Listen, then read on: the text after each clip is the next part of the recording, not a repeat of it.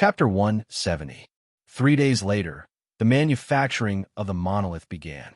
Now, from any corner of the Tokyo area, looking in the direction of Monolith 32, almost everyone could see the scene of a large number of helicopters and transport planes transporting huge square blocks of metal through specially reinforced hanging nets.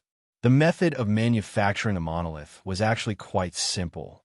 Similar to the method of building the pyramids, the manufacturing of the monolith was first to build up pieces of metal, then use a large number of transport planes and helicopters to airlift them to the site, use a special adhesive stronger than the metal used to bond planes and spaceships to combine them, and finally pile them up to a height of 618 kilometers and a width of 1 kilometer. Now, the manufacturing of the monolith had just begun, and the height of the new monolith was not even 100 meters. In order to prevent the protozoa from taking advantage of the situation, presumably, the manufacturing of the monolith would be the most important matter in the entire Tokyo area. For the time being, people could see a large number of helicopters and transport planes at work. And during the time when the manufacturing of the monolith began, people who had left the Tokyo area with plane tickets began to come back one after another, and people who stayed in the underground bunker also came out. The once chaotic Tokyo area seemed to have returned to the past, and people were still smiling as usual, as if nothing had happened. However, some things, as long as they were not visible on the surface, it did not mean that nothing had changed. At least, during the time when Tokyo was facing a crisis, those who robbed, stole, hurt others, and even killed people for money were all brought to justice. Those who showed an ugly and unbearable side of humanity were also shunned by the people around them. It was estimated that for a period of time, they would have to live like the cursed child, like a rat crossing the street. At the same time, in the news, a report called the Third Great Kanto War was presented to the public in the form of a report. It was the cumulative damage of the Tokyo area caused by the continuous fighting with the Stage V protozoa Scorpio at the end of April 2031, and with the stage for protozoa Aldebaran in mid-July of the same year. The details are as follows. The combat strength of the Tokyo Ground Self-Defense Force decreased by 83%. The combat strength of the Tokyo Maritime Self-Defense Force was reduced by 45%. The combat strength of the Tokyo Air Self-Defense Force was reduced by 95%. In short, even if the self-defense forces in the Tokyo area were not finished, they would be greatly damaged for a long time and would not be able to recover their former glory. On the contrary, it was another statistic of damage that shocked everyone. The number of police partners officially registered by the Tokyo Police Force decreased by 13%. This part of the damage came from the Third Great Battle of Kanto and the fifth constellation of Bai. That time in Scorpio constellation, other than the 20 to 30 teams that were killed by Leech Ingyin and Leech Benet Jr., the rest did not suffer any injuries. This time, due to the conflict between Fairy Tail and a portion of the residents in the Tokyo area, most of the police gave up on participating in the battle and joined Fairy Tail, which minimized the damage to the police. Therefore, the damage to the police was the least.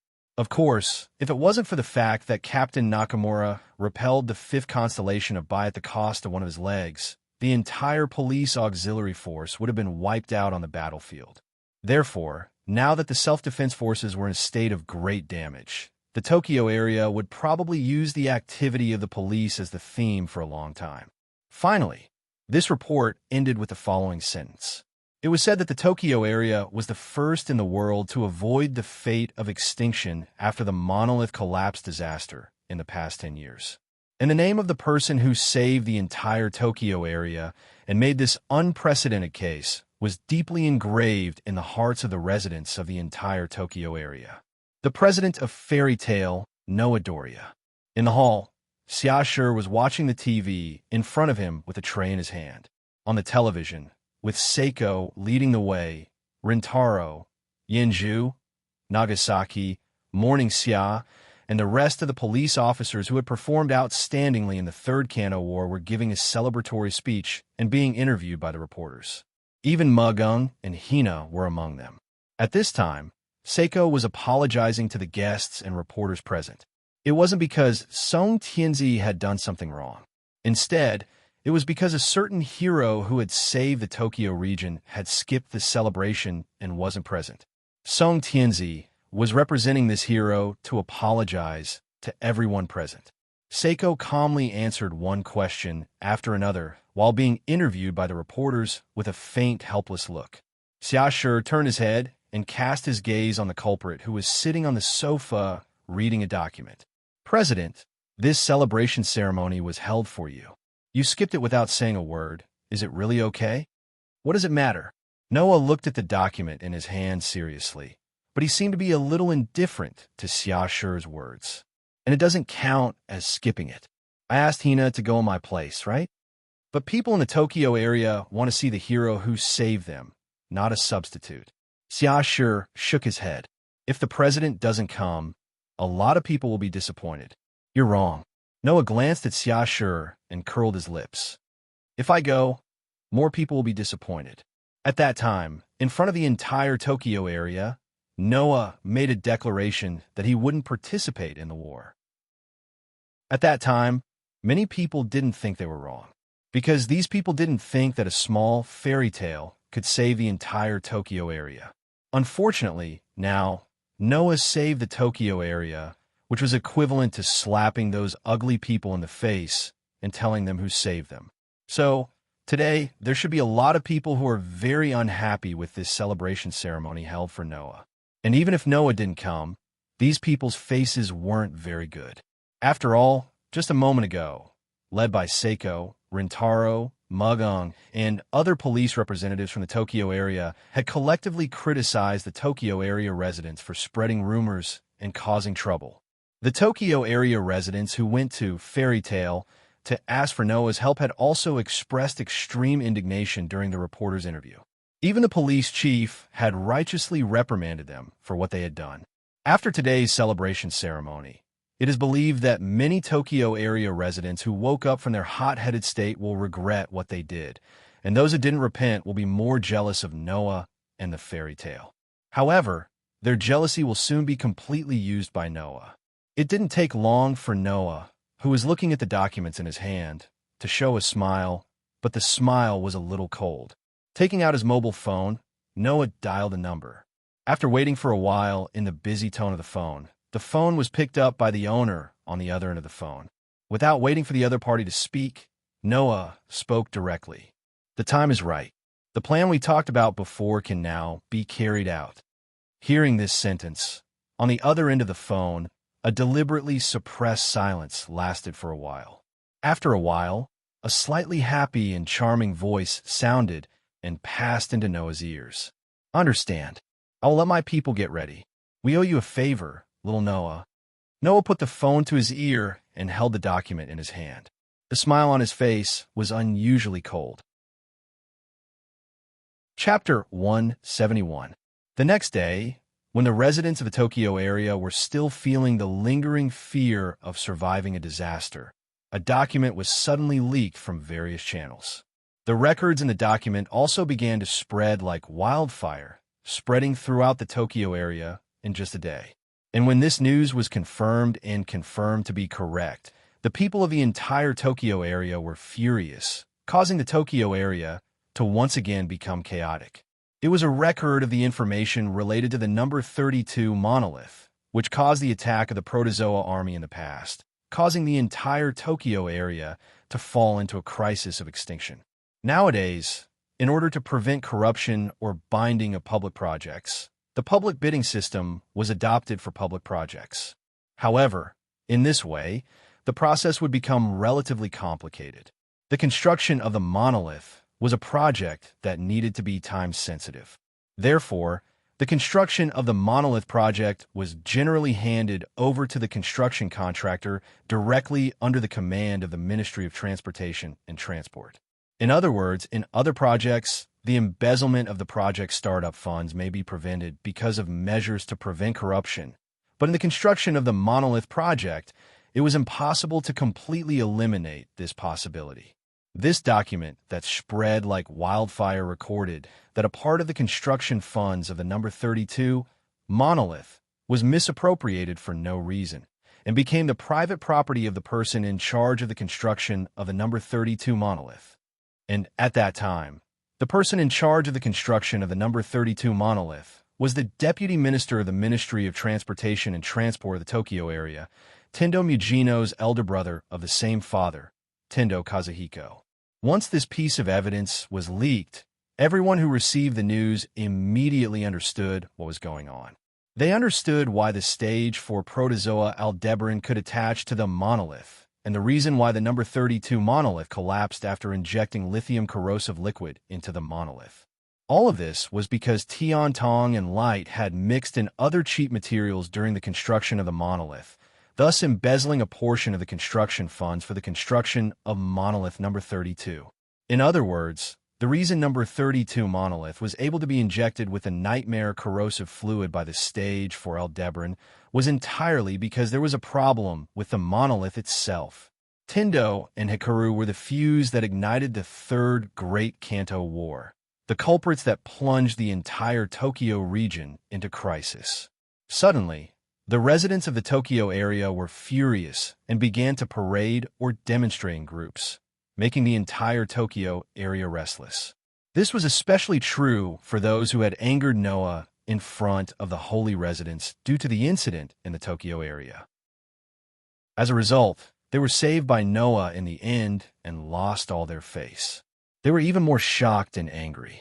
It turned out that the culprits who exposed their true colors and made them lose face, being questioned in person and being isolated by the people around them, were Tendo and Hikaru. Understanding this, these people were all furious and started to make a ruckus. They took the lead to parade or demonstrate in the streets, turning the grievances of the past few days into indignation, and strongly demanded the Tokyo area to severely punish Tendo and Hikaru. At this time, when everyone in the Tokyo area was angry, another document was released. The Tendo clan was a famous clan that produced many financial and political leaders. This was something that everyone knew. In the process of the Tendo clan's development, the people of the Tendo clan were inevitably tainted with several dirty things. For example, Tendo and Hikaru, there were many people who engaged in corruption and corruption. This document was the criminal evidence of the Tendo clan's corruption and corruption. Originally, the people mentioned in this criminal evidence were all insignificant people in the Tendo clan. Even if the matter was exposed, the Tendo clan could push them out and completely stay out of it. There wouldn't be any damage. However, when this criminal evidence was released at this time, the situation was completely different. The residents of the Tokyo area, who were in a mess because of various reasons, were furious.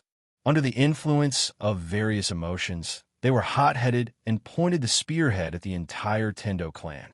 As a result, all the posts that the Tendo clan members were responsible for were blindly complained and reported by the residents of Tokyo, causing all the Tendo clan members to be thoroughly investigated.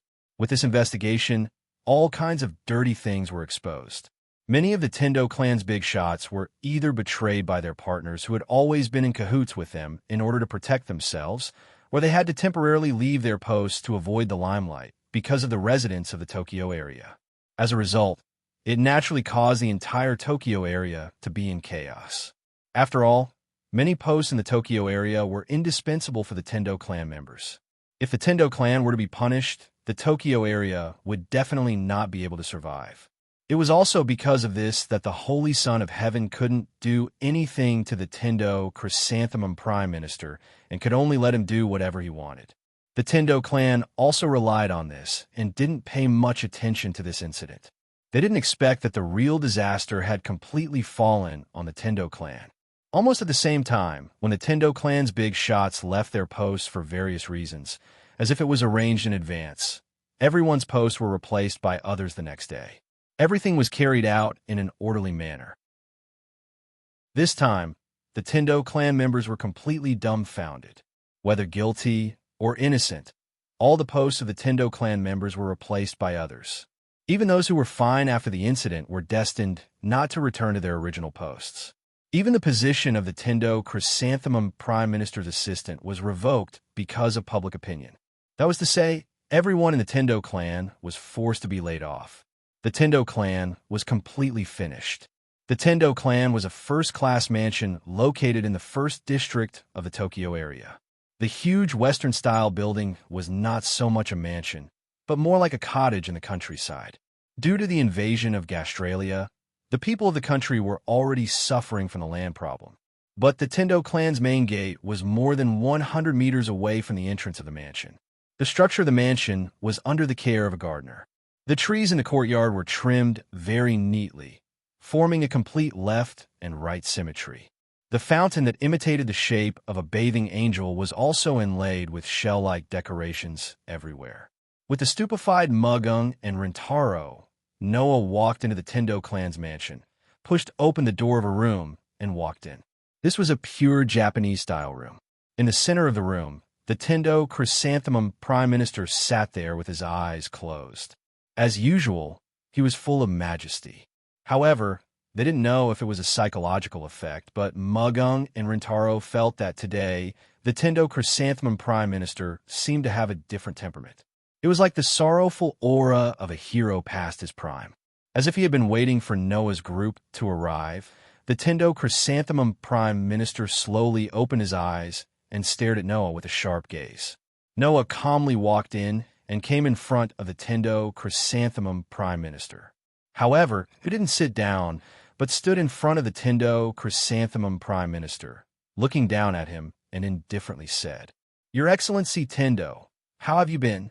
The Tendo Chrysanthemum Prime Minister completely ignored Noah's meaningless greetings. He stared at Noah's face and spoke with an old and hoarse voice. "How did you do it?" "Oh." Noah pretended to be surprised and smiled. "Your Excellency Tendo is only asking me how to get the evidence of the Tendo clan's corruption.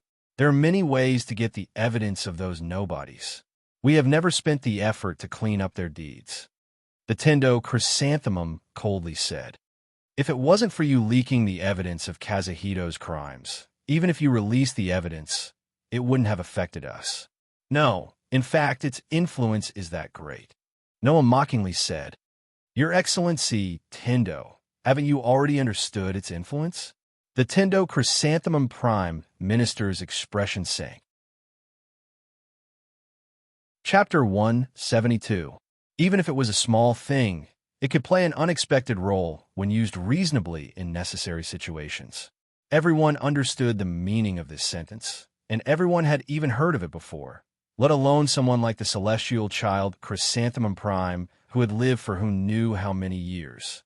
But now, Tentong Chrysanthemum truly realized the true meaning of this sentence. Originally, it was just an insignificant piece of evidence to the Tentong family, but it attracted the blind targeting of the angry residents of the Tokyo area, causing the Tentong family to fall into a crisis. When the celestial child Chrysanthemum Prime Minister was in trouble, he already knew who was the one responsible for the two pieces of evidence that suddenly appeared in various channels and were leaked out. Who else could it be except for Noah?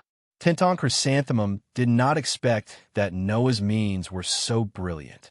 First, he used the culprit who caused the despair of the entire Tokyo area, the criminal evidence of Tentong and Hikaru, to arouse the grievance and anger in the hearts of the residents of the Tokyo area. Then, he leaked the criminal evidence of the insignificant people of the Tentong family in this situation, causing the hot-headed residents of the Tokyo area to target the entire Tentong family. In the end, the entire Tentong family was forced to step down one by one in the face of the storm. This was not a big deal. After all, as long as the Tentong family pushed out the culprit Tentong and Hikaru, who caused the anger of the residents of the Tokyo area, the residents of the Tokyo area would calm down. At that time, the people of the Tentong family could still return to their posts. However, as if it was arranged in advance, as soon as the people of the Tentong family temporarily left their posts, all their posts were replaced by others. Even Tentong Chrysanthemum, an assistant official, was dismissed because of public opinion and fell into a situation where he had nothing. It was not until this moment that Tentong Chrysanthemum understood that the Tentong family had completely lost everything they had in the past, including him, Tentong Chrysanthemum himself. "Did you arrange those people?" Tentong Chrysanthemum looked at Noah with cold eyes, but his fists were clenched tightly.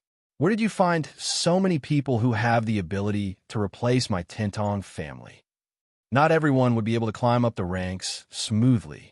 The layoff of the Tianhong family this time provided a good opportunity for someone to be promoted. But if one wanted to stand firmly in this position, how could one do it without a certain ability? Empyrean Chrysanthemum didn't understand where Noah found so many capable people. In response, Noah glanced at Chrysanthemum Tintong and extended his hand to the side. Rintaro handed a document to Noah with a complicated expression. You haven't seen the list of those who replaced your Celestial Tong family, right? Noah threw the document in his hand in front of the Celestial Tong Chrysanthemum minister. I believe that you should be very familiar with the names of these people. Chrysanthemum silently picked up the document and flipped through it. After a while, his eyes suddenly widened. Sima, that's right. Noah suddenly smiled. These people who have replaced you are your old rivals, the Sima clan's faction. Noah had already set his mind on the Sima clan when he decided to overthrow the Celestial Tong family. The Celestial Tong family and the Sima clan were two very similar existences. The Celestial Tong family occupied a great position in the political world and had extraordinary influence. On the other hand, the Sima family occupied a place in the business world. They relied on weapons to become rich and powerful. One was in politics, the other was in business. Both sides actually coveted each other's achievements in this field, more or less wanted to swallow a bite. Therefore, the Celestial Tong family and the Sima clan had various disputes for various reasons. This was also one of the reasons why Mu Geng and Mu Ji knew each other and were like fire and water. And it just so happened that Noah met the eldest daughter of the Sima clan at a very suitable time, Sima Mu Ji herself. After the bullet incident, Mu Ji found Noah. Noah privately negotiated with Mu Ji, hoping that Mu Ji could become a necessary force when he overthrew the Celestial Tong family. It was also because of this that Mu Ji helped Noah find evidence of the Celestial Tong family's crimes. This time, it was also because of Mu Ji's secret operation that the Celestial Tong Wagwang and the Celestial Tong family's matters were spread to the whole Dongjing area in just one day, causing such a movement. In the end, the people of the Sima clan took this opportunity to replace the Celestial Tong family's position in the political world, which caused the Celestial Tong family to be forced to step down collectively. The operations in the Dongjing area could still be carried out in an orderly manner, reducing the impact of the Celestial Tong family on the Dongjing area to a freezing point. It turned out to be like this. Chrysanthemum's hand holding the list of the people of the Sima clan couldn't help but tremble as he whispered. No wonder even the evidence of Wagwang's crimes can be obtained. There were still many ways to obtain the evidence of the crimes of the insignificant people of the Celestial Tong family. But Celestial Tong Wagwang was the grandson of Chrysanthemum's prime minister, a direct descendant of the Celestial Tong family. The traces of his secret deeds had long been deliberately eliminated by the Celestial Tong family, except for the Celestial Tong family's own data vault. The Celestial Tong family secretly coveted the Sima clan's position in the business world, and the Sima clan also coveted the Celestial Tong family's position in the political world. Naturally, both sides had special spies mixed into their respective internal departments. In order to get the evidence of Celestial Tong Wagwang's crimes, the Sima clan even mobilized the people who had been lurking in the Celestial Tong family. With the help of Mu Geng, they finally succeeded. Noah said faintly, as if he had heard the voice of Chrysanthemum's prime minister. As the former daughter of the Celestial Tong family, no one is more familiar with the situation of the Celestial Tong family than Mu Geng. She even knows the location of the Celestial Tong family's data vault and how to enter it.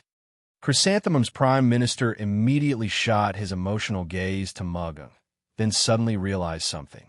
No, even if you can get the evidence of Wagwang's crimes and trigger a riot in the Tokyo area, it's impossible for the people in the Celestial Tong family to be replaced in such a short time when they leave their post. Speaking until here, Chrysanthemum's prime minister was suddenly stunned. Unless unless it's a recommendation from someone who has the ability to specially arrange for these people to be promoted instantly without the need for formalities and effort. Noah looked at Chrysanthemum's prime minister with sympathy.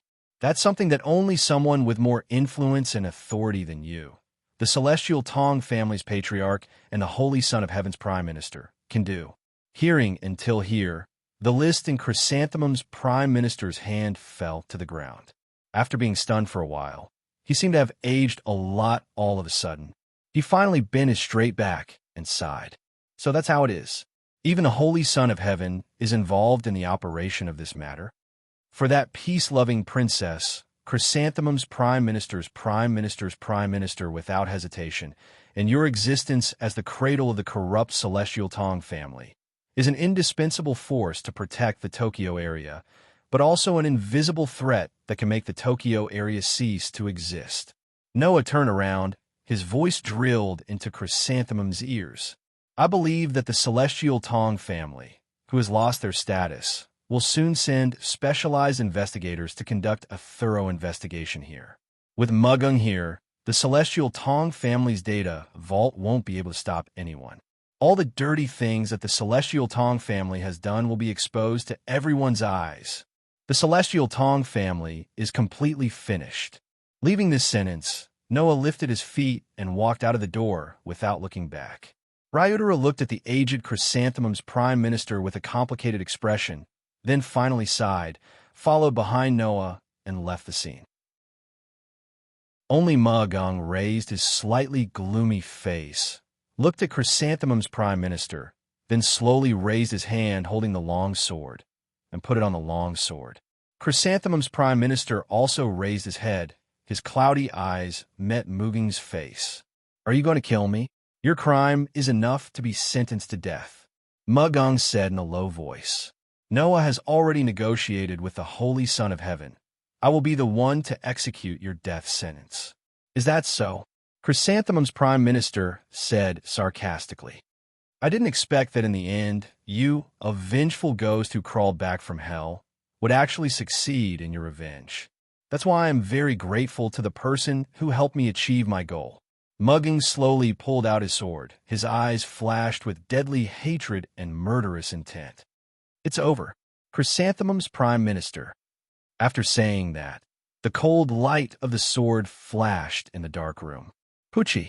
Red blood flew into the air, dyeing the entire ground red. Chapter 173. Xia Shi and Hina, who had prepared refreshments in the kitchen, carried 2 trays of tea to the main hall. Rintaro-san. Xia Shi walked up to Rintaro and raised a tray in his hand. Please have some tea. Thank you. A slightly insincere smile appeared on Rintaro's face. He reached out and took the tea from Xia Shi's tray. Hina walked up to Mugung and glanced at her worriedly. Then, she raised the tray of tea in front of Mugung. Miss Mugung, please have some tea too. MHM. Mugung nodded gently. She held the tea in her hand, but didn't seem to want to drink at all. Her head was lowered, and an extremely weak expression appeared on her delicate face. Noah, who was sitting in front of Mugung and Ryudaru, silently observed them for a while. Then, he raised his teacup and looked at the swirling tea in it. He suddenly said, "Let's start. Are you still thinking about the Tentong family?" As soon as he said this, Mugung and Rintaro's expressions changed. One was at a loss, while the other was at a loss. Noah, who was quite familiar with Mugung and Rintaro, easily guessed the reason for their reaction. Rintaro was probably feeling uncomfortable because the Tentong family that adopted him was destroyed just like that. His adoptive father was also sentenced to death right in front of him. After all, when Mugung's parents were killed by the Tentong family, Rintaro also left the Tentong family with Mugung. However, he didn't hate the Tentong family like Mugung did. It was impossible to say that Rintaro didn't have the slightest attachment to the Tentong family. That was why Rintaro's emotions were so tangled. He probably wouldn't be able to get over it for a while. As for Mugung, it was simple. After killing the Celestial Tong's chrysanthemum, Mugung left without a word. No one knew where he went. When Mugung reappeared and came to Noah's house, Mugung was already in a daze. Noah, Xia Shi, Hina, and Rintaro, who had returned with Noah, all discovered that not only was Mugung reeking of blood, but there was also blood seeping out of his scabbard. Shortly after that, TV news reports reported the death of Tintong families Tintong Hyuga, Tintong Genji, Tintong Shimin, as well as the culprits who caused the entire Tokyo area to fall into a major crisis, Tintong and Hikari. Thinking about it, it was clear that these people were killed by Mugung himself, right? And these people, if nothing unexpected happened, were the masterminds behind the deaths of Mugung's parents. It seemed that Mugung had somehow found out about the murderers of his parents. After killing the celestial Tong's chrysanthemum, he rushed to various places without stopping to kill his enemies. Now, all of his enemies had been killed by his own hands, and the Tian-Tong family was finished. Mugung, who had buried all of the Tian-Tong family as the meaning of his life, knew what would be left after taking his revenge. Emptiness. Other than that, there was nothing else. Regarding this, Xia Shi, who was extremely smart compared to ordinary children, seemed to understand. Although Hina was not as smart as Xia Shi, her life as an assassin made her extremely sensitive in this regard. Therefore, the two left obediently after serving tea. In this regard, Noah pondered in his heart for a while, then took a deep breath and made a decision. Mugung, Rintaro. At that moment, Noah thought about what to say in his heart and said, "Can you listen to a somewhat willful request of mine?" Hearing this, Mugung and Rintaro were stunned at the same time. After looking at each other blankly, they sorted out their inner emotions and pulled themselves together a little. "What is it that requires you to speak in such a solemn manner?" Rintaro asked with some confusion. "You've helped us a lot. If there's anything you need my help with, and I can do it, I'll definitely help you." "Go ahead." Mugung nodded concisely. "You've helped me take revenge. No matter what it is, I'll agree to it." "Don't be so sure." Noah shook his head, and his expression became extremely serious. "After all, I want you to disband the Tintong Civilian Guard Company and join Fairy Tail." "Join Fairy Tail?" Mugung and Rintaro were both stunned. In front of the two, Noah first closed his eyes for a moment before suddenly opening them. A shocking light flashed across his eyes. "Mugung, Rintaro, I want to change this world." "Change the world." Mugung and Ryutaru were completely stunned. Change the world? What did that mean? Intuition told Mugung and Rintaro that what Noah wanted to say next was definitely something very big, something so big that it could really change the world. As a result, Mugino and Rintaro reined in their emotions and became serious. "Actually, I've had this idea for a long time, but I've never thought of implementing it before because it's not something that can be done in a short period of time." Noah placed the tea in his hand on the table in front of him and met the gazes of Mugung and Rintaro. He sighed. "I believe you all know that I've always wanted to change the current situation of the cursed child so that these children can truly live a happy life like ordinary children. However, this matter has cruelly told me that there are still many people who hate these children, and there are also countless people who reject these children." Noah narrowed his eyes slightly. Due to the fact that the Tokyo area is ruled by the Son of Heaven, who doesn't reject the cursed child, the children here have the best experience in the whole country and even the whole world. But even so, the situation in Tokyo is still like this. I really can't imagine what kind of life the children in other places are living without the protection of the fairy tale and are not residents of the Tokyo area. Mugung and Rintaro were silent. They only nodded and agreed with Noah's idea. "So, when you say change the world, you mean you want to change the situation of the cursed child being discriminated against all over the world?" Mugung's expression became stern. "You should know that this is not something that can be done easily, right?" On the side, Rintaro nodded again, but this time, Rintaro agreed with Mugung's idea. Basically, as long as it was a person who experienced the Protozoa War 10 years ago and survived until now, and kept that hellish memory, they all hated the cursed child. Because the cursed child's body had the blood of the monsters who took away their family and friends in the past 10 years. It wasn't impossible for these people to accept the existence of the cursed child, but it was unrealistic for the whole world to abandon hatred and discrimination and accept these children. Not to mention other factors.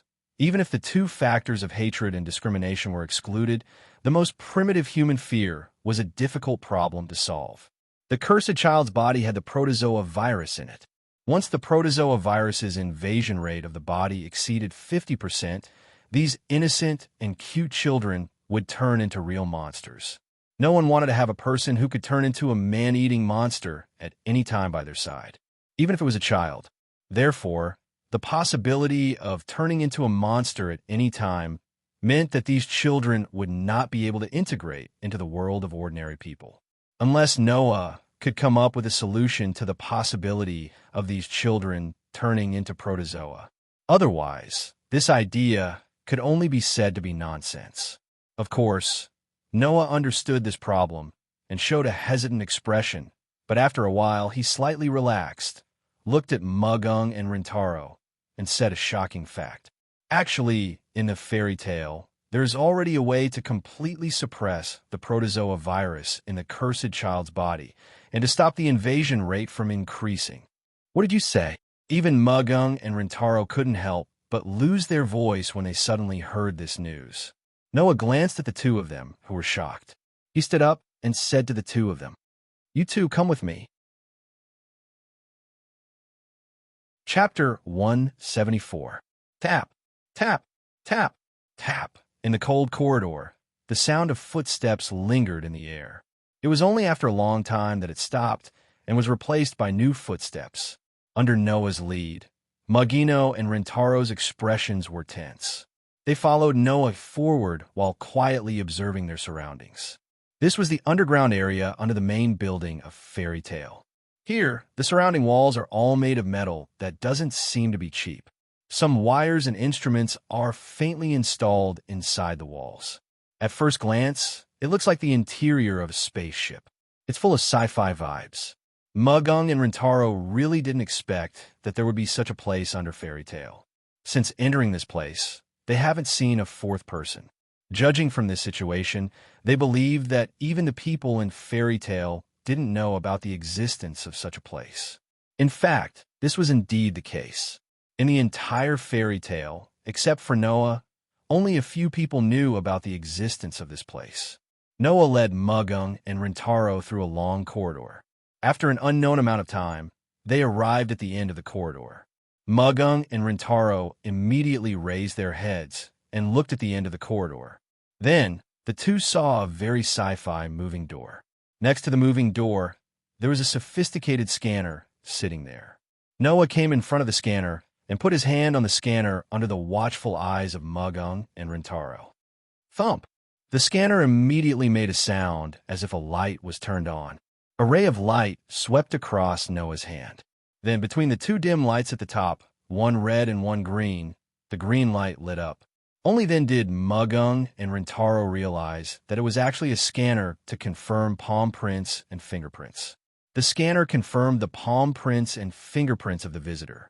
After confirming that there were no errors, the scanning interface automatically opened with a click sound. A small platform with a numeric keypad rose and replaced the original position of the scanning interface.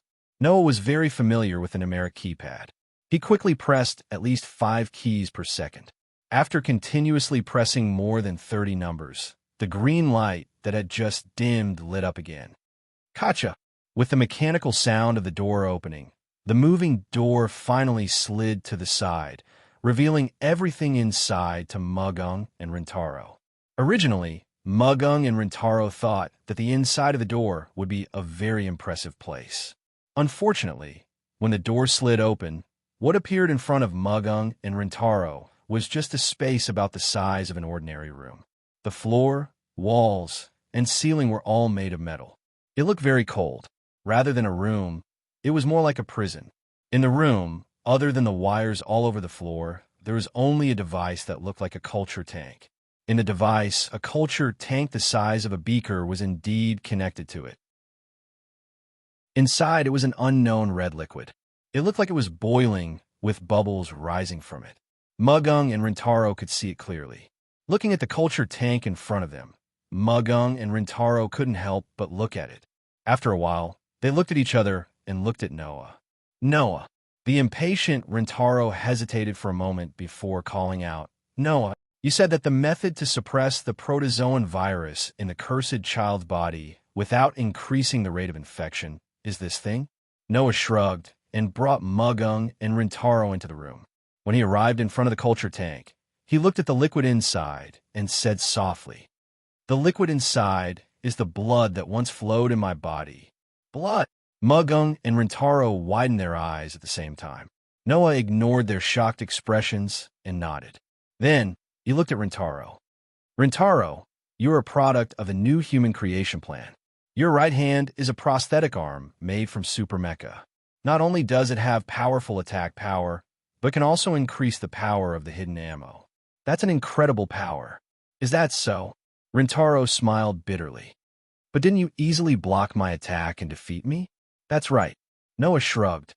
"Then, have you never doubted why an ordinary human like me can fight head-on with you, who has the power of a mechanical soldier?" "It's not that I never doubted it, but I've always doubted it," Rentaro said in a deep voice. "Your strength is too abnormal. It would be one thing if you had extraordinary martial arts skills like Mugen-san, but you once fought me head-on in terms of strength.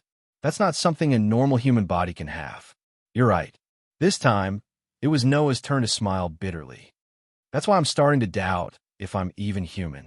After saying this, Noah shook his head and explained, "Actually, my body is very special. Not only am I immune to the invasion of the protozoa virus, but I can also absorb the protozoa virus to strengthen the human body and increase my strength." Mugen-san and Rentaro were shocked. "Really?" Mugen-san stepped forward and asked quickly, "Why?" "I also want to know the answer, but I only know that my body is special. I don't understand why." Noah sighed. "So don't ask me. All you need to know is that the protozoa virus has no effect on my body. Instead, it will strengthen my strength." After saying this, Noah seemed to be unwilling to talk about this and corrected the topic. "After realizing that the protozoa virus has no effect on my body, and knowing that the protozoa virus in the cursed child's body is corrosive, I began to use my body as a sample and let some of the senior researchers in Fairy Tail draw blood from my body for research. After research, we found that my blood is basically no different from the blood of a normal person. However, if we encounter the protozoa virus will be broken down by my blood." Noah revealed this secret that he had never revealed to outsiders before. After realizing that my blood can break down the protozoa virus, the researchers in Fairy Tail and I began to imagine that if my blood was injected into the cursed child's body, would it be able to break down the protozoa virus in the cursed child's body and turn the children back into normal people. Hearing this, Mugen-san and Rentaro's heartbeat began to accelerate. If Noah's idea was feasible, then the cursed child might really be able to turn back into a normal person and live a normal life. Unfortunately, soon, Mugen-san and Rentaro saw Noah's regretful expression. "Unfortunately, after leaving my body, the activity of my blood seems to have decreased a lot. It may not be a problem to break down a small amount of the protozoa virus, but it won't work if you want to break down the protozoa virus in the cursed child's body." Noah looked at Mugen-san and Rentaro.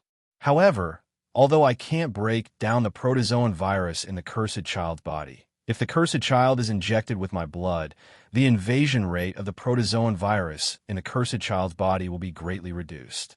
Together with the preparation, the protozoan virus in the cursed child's body will no longer cause any invasion to the children's bodies." As soon as he finished speaking, Noah turned around and faced the culture tank. "And what you see now is the serum developed using my blood as a sample." Mugen-san and Rentaro were immersed in the information that Noah revealed. They did not hide the shock in their hearts and showed it on their faces. Completely breaking down the protozoa virus. This was the result that people all over the world had been researching for 10 years, but they had never been able to find anything. Now, this result was displayed in front of them. How could Mugen-san and Rentaro not be shocked? Chapter 175. The protozoan virus in the cursed child's body was the same as the protozoan virus in the cursed child's body. Therefore, both Magung and Rintaro knew that the serum sample in front of them could not only prevent the infection rate of the cursed child from increasing, but also prevent the protozoan virus from mutating. It was a serum that could completely suppress the protozoan virus.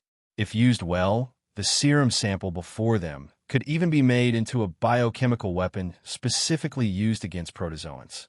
Like the Qi and the Qi, it could reduce the activity of the protozoan virus and become the key to humanity's victory over the protozoan virus.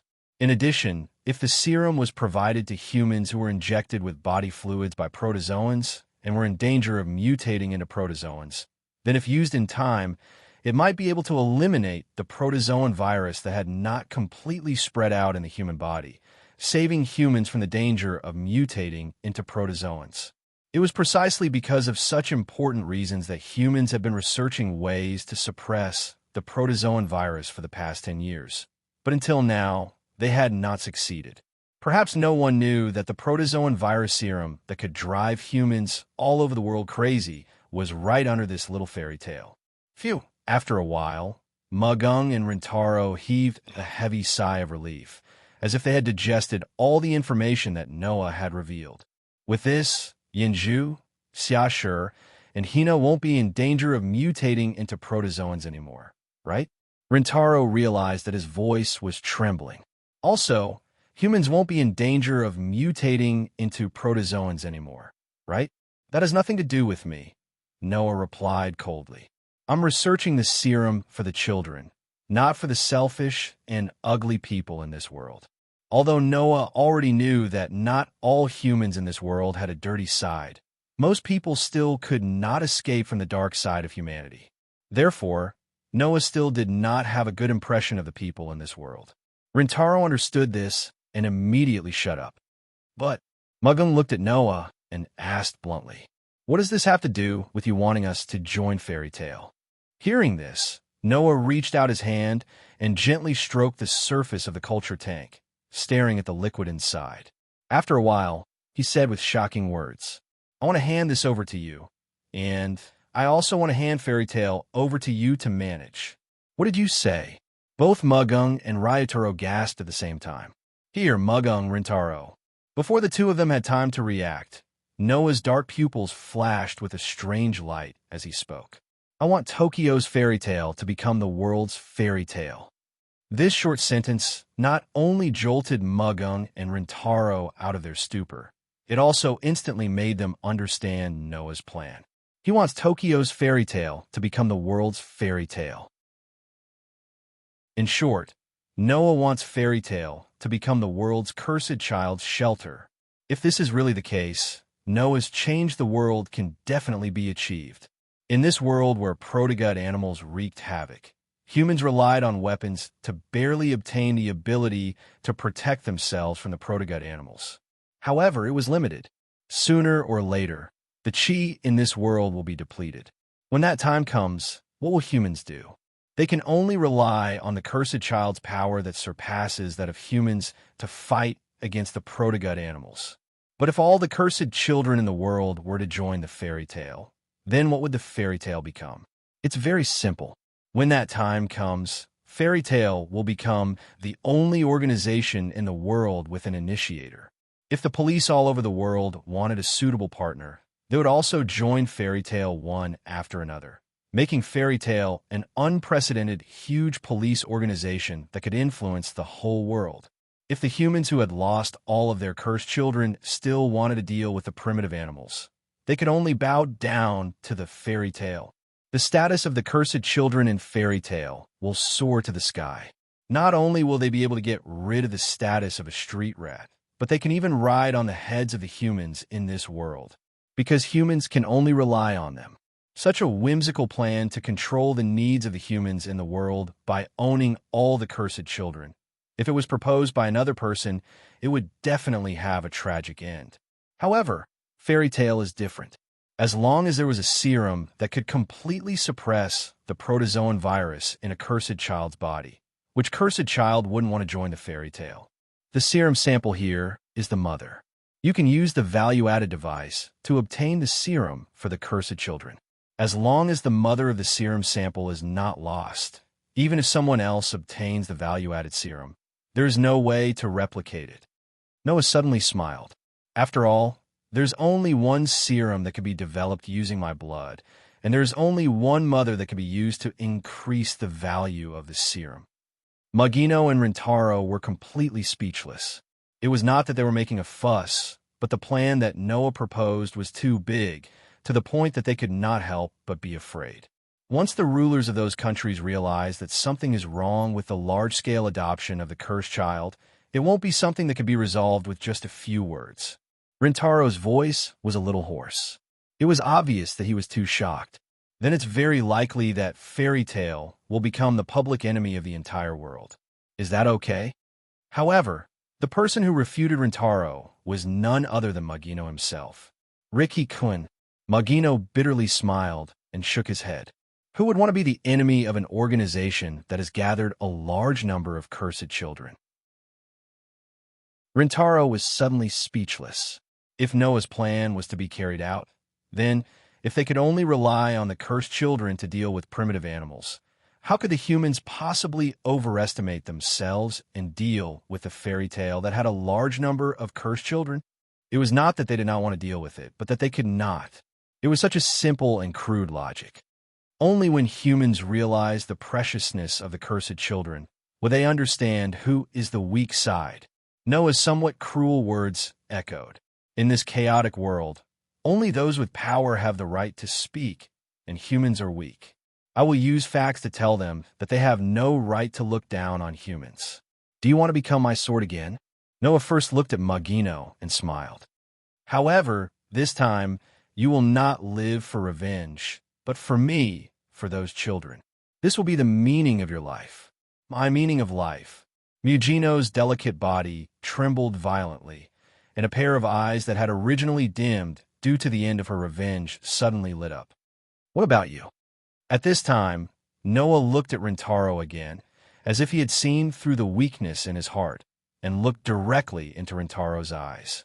Do you want to lead the children who changed their fate and the fairy tale who ruled over the world to defeat all the proto-god animals and save the world? Rintaro's eyes flashed with a flash of light. Let the cursed children rise again? Defeat all the proto-god animals? These two words hit Rintaro's weak spot, as he believed in upholding the meaning of justice. Seeing that Magino and Rintaro's expressions had brightened, Noah's lips slowly curled up. He knew that this matter was settled. Chapter 176. The Tintong Civilian Guard Company was disbanded. Early in the morning of the next day, Mugung personally disbanded the Tintong Civil Guard Company and returned all the rent for the company's office. Together with Rintaro, they moved into Fairy Tale. On this day, Kino and Rintaro officially announced that they would join Fairy Tale and become a member of Fairy Tale. Next, Kino will be the acting president of Fairy Tale. Together with Xia Shi, who is the president's advisor, and Hina, who is the president's assistant, Kino will take care of the entire Fairy Tale. In a way, she will become the leader of Fairy Tale. As for Rintaro, he will take in Zhu and select a group of like-minded people from Fairy Tale to form a travel group and travel around the world. Of course, this is just a cover-up on the surface. Rintaro's real job was to travel all over the world to investigate the situation of the cursed children and secretly recruit all of them into the Fairy Tale and bring them back to the Fairy Tale. Currently, Rintaro was the only one in this special travel group. However, as Fairy Tale grows stronger, there will be more and more travel groups like this. Sooner or later, all of the cursed children in the world will be brought back to Fairy Tale, completely changing the fate of these children and completely changing the situation of the world. In order to make Fairy Tale grow to the point where it can accommodate all of the cursed children and a large number of people in the world, Noah and Kino also secretly carried out an operation. Although it's called an operation, in fact, it's just Noah personally going to an unexplored area, choosing a suitable terrain, and killing all of the protozoa there to empty the land. Mugung, on the other hand, began to arrange for people to purchase a large amount of pyrolite and prepare to make a monolith. He would secretly transport it to the place chosen by Noah, where he would build a paradise comparable to the Tokyo area, but only belonging to the fairy tale. With the efforts of Noah, Magino, Rintaro, Natsuya, Hina, Yinju, and the others, it was believed that it wouldn't be long before this new area named Fairy Tale was discovered and listed on the map, and people would be shocked to discover it. Fairy Tale had already grown to a point where they could no longer resist. When that time came, the fairy tale would rule over the entire world, and the cursed child would be completely overthrown. Humans would only be able to rely on the fairy tale to survive. Of course, at present, this operation is just the beginning, and there is still a lot of work to be done to reach a mature stage.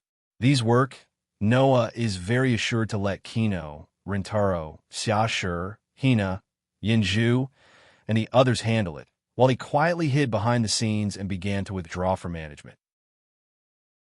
Kino, Rintaro, Xiashur, Hina, Yinju, and the others who already understand Noah's reason for doing this, although they are a little depressed, but yesterday, Noah specifically talked to them about this matter.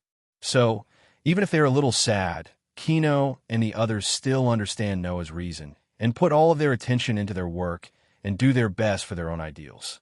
Tokyo 1, Shungju. In the spacious room, Shungju is playing the piano.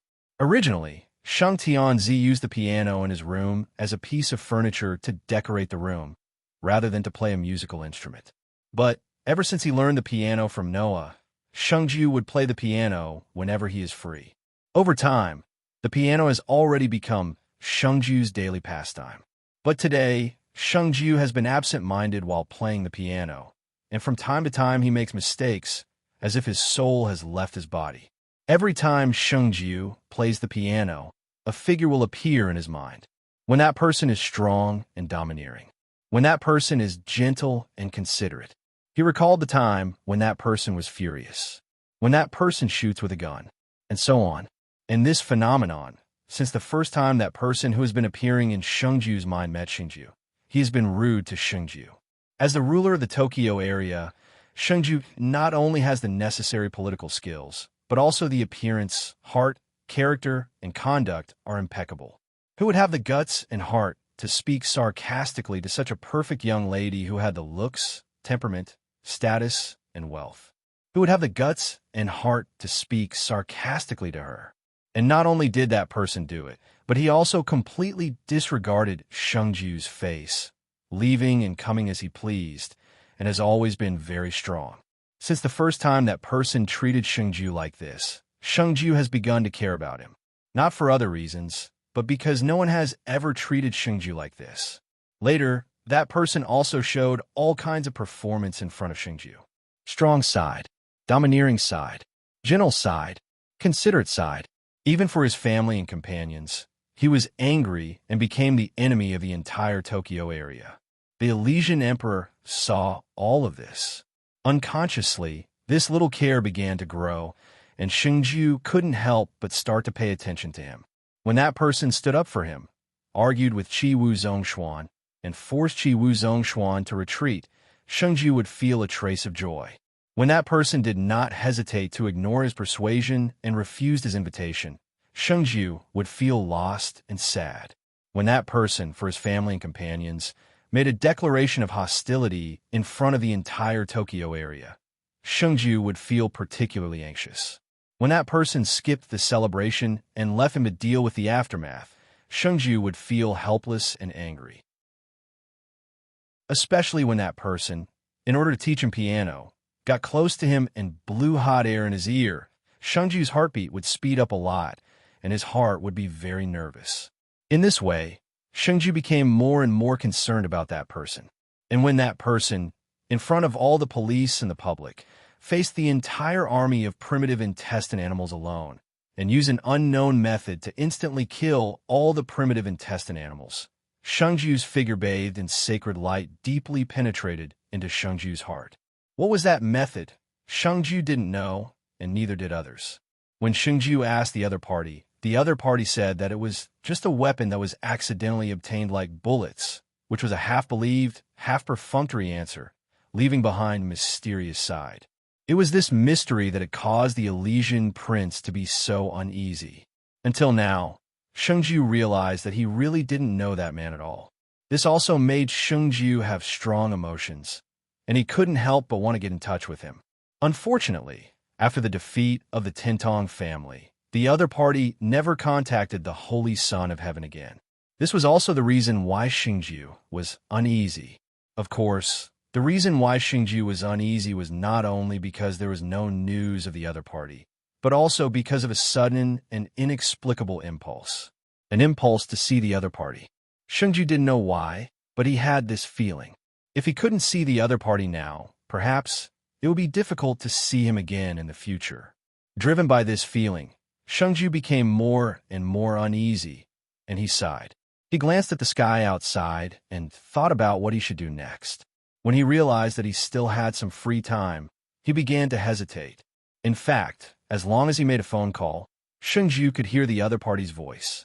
However, only today, Shengju didn't have the thought of calling the other party. Instead, the urge to see the other party was particularly strong. After a while, Shengju finally made a decision, stood up, and walked out of the room. Chapter 177. Holding a dazzling night sword that was as sharp as ice, Noah used a piece of cloth to wipe the sword bit by bit. On the side, the body of the modified large-caliber revolver had been wiped extremely clean. Magazines filled with manufactured bullets were scattered around it. The pitch-black body of the revolver flashed with gorgeous arcs of light from time to time. It was very eye-catching. A sword and a gun, one white and one black. Such two special weapons. One was brought out from the world of fairy tale, and the other was a product of this world. Not to mention their performance and usefulness, they also had a special meaning. Therefore, Noah wanted to carry them with him. Carry them and leave this world. The world fragment scattered in this world has been found. The faintly discernible special palpitations of being able to leave this world at any time once again appeared in Noah's heart. Noah, who had already experienced it once, knew that as long as he grasped the throbbing feeling in his heart, then with the help of this world, he would be able to leave this world and return to between worlds. However, before that, Noah must ensure that fairy tale is absolutely safe and that nothing will happen to it. Only then can he leave this world with peace of mind. This was also the reason why Noah exposed the serum sample of the protozoan virus at this time and proposed a plan to make fairy tale a shelter for the world's cursed children.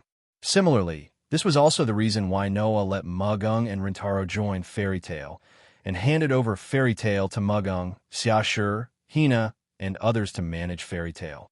Don't think that Mugung didn't have management skills just because she ran Tintong's civilian guard company. As the daughter of the former Tintong family, Mugung's management skills were definitely not worse than Noah's. She even surpassed him in some aspects. Otherwise, Emoji wouldn't have put Mugung in her eyes and treated her as a sworn enemy. In addition, with the help of the smart Xiashi and the capable Hina, fairy tale, in their hands, they can definitely fully utilize Noah's plan and the abundant resources prepared to realize the plan. Perhaps, when Noah has the opportunity to return to this world again, fairy tale would have become an existence that the world can't ignore, and those poor children would have completely turned over. In the subtle friction sound, Noah slowly put the night sword in his hand back into the scabbard, then put the scabbard with the sword into the side bag, put it aside, and picked up a magazine on the table in front of him. It was an XD series automatic pistol magazine. Taking a closer look, the bullets loaded in the XD series automatic pistols magazine were all made of crystal. If it was the world of fairy tale, the sorcerers would definitely be able to recognize these crystals. Magic crystals. Those were magic crystals used to store magic. However, it was a one-time use item.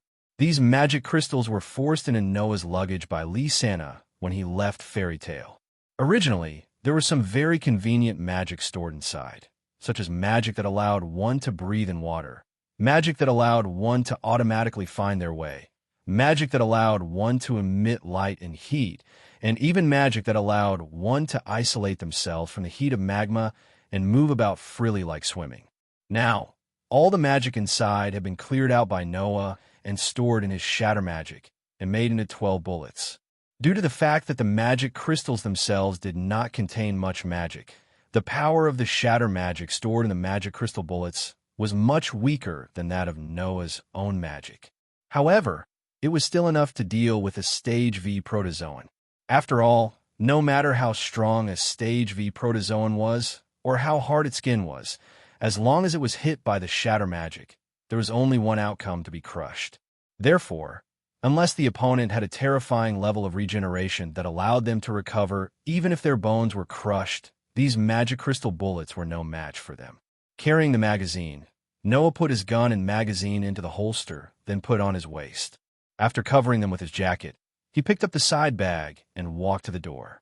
Just as he opened the door and walked out his house, a group of figures standing side by side in front of him entered Noah's eyes. Noah, chairman, brother.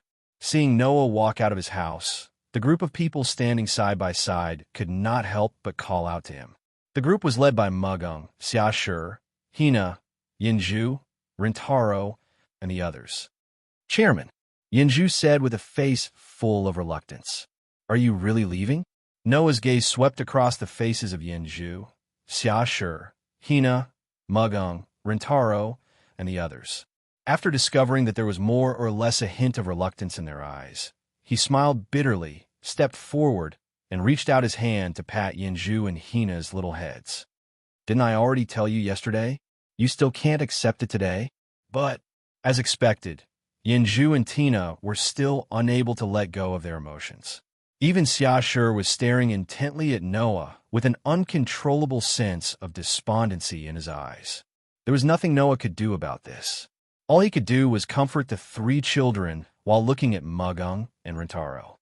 At least tell us where you're going, Mugung said with a grumbling expression, as if she had been wanting to say this for a long time. In that case, we'll be able to contact you at any time. I have my reasons as well. Please forgive me. Noah sighed.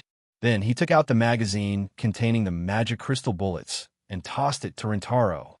There are only 12 bullets, but if there's one, Scorpio will have to die again. Rintaro, who reflexively caught the magazine, nearly threw it out of his hands. Mugung, who was standing beside him, exclaimed in shock. Could this be the bullet you're going to use to kill Scorpio? That's why you'd better use it well, Noah said teasingly. Then he walked to Mugung, took one of her hands, and rolled up the sleeve on her hand. Before Mugung could react, Noah reached out and placed his palm on Mugung's arm. Then he closed his eyes, and the magic power in his body surged. A burst of dazzling light suddenly surged from Noah's palm that was pressed on Mugung's arm, shocking everyone present and causing them to close their eyes subconsciously. After a while, the strong light faded, and everyone opened their eyes. Then they were all stunned. This was because a golden pattern had appeared on Mugung's arm. What's this? Mugung couldn't react in time. However, Noah casually said, It's not a big deal. It's not a big deal, but you should be able to feel that there's a switch in your heart. If you press that switch, it will work. Although it can only be used 3 times, if there's a third Kanto war, the person who will save Tokyo will not be me, but you. Hearing this, everyone immediately looked at the golden pattern on Mugung's arm in shock. Could it be that this was the weapon that Noah had accidentally obtained, like the bullet that had wiped out an army of more than 2,000 protozoa? All right, Noah took a step back and smiled in a relaxed manner. With these 2 items, I believe that no matter what happens, you will be able to protect the fairy tale and prevent it from getting hurt. After saying this, Noah casually walked past everyone and walked outside. Noah, President, brother, Mugung, Rintaro, Yinzhu, Xiashi, and Hina couldn't help but call out. The next moment, a similarly carefree voice entered everyone's ears. There will be a time when we meet again. The group suddenly stopped and looked at Noah's figure as he walked away. After a long time. Chapter 178. The pitch-black giant wall was like a black mountain peak deep in the clouds. It had a deeper color than the darkness, giving people an invisible pressure. However, The transport planes and helicopters that came and went still used strengthened nets to hang pieces of metal cubes. They flew up into the clouds and continued to work on this pitch-black giant wall. Number 32, Monolith. After a few days, this new number 32 monolith was built as high as a mountain peak. It had the same invisible majesty as the other monolith. Noah, who came from District 39, specially made a trip here. He looked up at the majestic monolith surrounded by a large number of transport planes and helicopters and fell into his memories. In this world, Noah stayed for a relatively heavy year compared to the time in the fairy tale world. Looking back at the beginning, Noah realized that he had exhausted all his efforts to establish fairy tale, which was now famous throughout the entire Tokyo area and destined to rule the entire world in the future. The original intention of establishing fairy tale was just to let a group of ostracized children live a better life. That is to say, the reason why the fairy tale was born today was because of Noah's sympathy and pity for the cursed child. Noah, who couldn't bear to see a group of innocent children being treated like that, decided to establish the fairy tale, a shelter for the cursed children. Later on, because of this, he was baptized by the plundered generation, similar to the celestial child's chrysanthemum, and understood the ugliness of this world. Since then, it could not be said that Noah was unhappy, but he was a little suffocated by the dark side that spread in this world. As a result, in order to resist, he learned social skills, political skills, and how to treat his enemies cruelly. He even learned how to kill. This was something he didn't learn in the fairy tale. Now, Noah, who learned these things, said that he had matured and his heart had undergone a transformation. But was this transformation really good? If it was just to live in the fairy tale world, these things shouldn't be necessary, right? Thinking of this, Noah couldn't help but miss the noisy magic guide guild. Now, Noah understood why people who left their hometown missed their home so much. Because only after leaving their hometown, outside, would they know how wonderful the life they had lived there was. Noah was the same. After coming to this world, he knew how precious the unrestrained life in another world was. However, Noah didn't regret leaving the fairy tale and coming to this world. As for the reason, it was very similar to the original intention of establishing the fairy tale in this world. It was just because Noah wanted to help those worlds that were like children. Until now, Noah realized that the original intention of establishing the fairy tale after leaving the other world and establishing the fairy tale in this world were both so simple that Noah didn't know whether to laugh or cry. Screech! Suddenly, the sound of emergency brakes drilled into Noah's ears, waking up Noah, who was immersed in his memories. At that moment, Noah turned his head and looked at the source of the sound with a puzzled expression. Immediately afterward, he saw a black luxury car stopping there abruptly. The car door was also opened forcefully. A young girl got out of the car and ran over as if she wanted to crash into him. Noah's face showed a startled expression as expected. She was wearing a white wedding dress, and her silver shoulder-length hair seemed to be shining. Her peerlessly beautiful face was filled with an anxious expression that was rarely seen before. She quickly ran in Noah's direction. Other than the Holy Son of Heaven, who else could it be? Just when Noah had just seen the full appearance of the person, the white high heels on the Holy Son of Heaven's feet that were not suitable for running at all turned under the other party's running. She lost her balance, exclaimed, and fell forward. Noah finally reacted.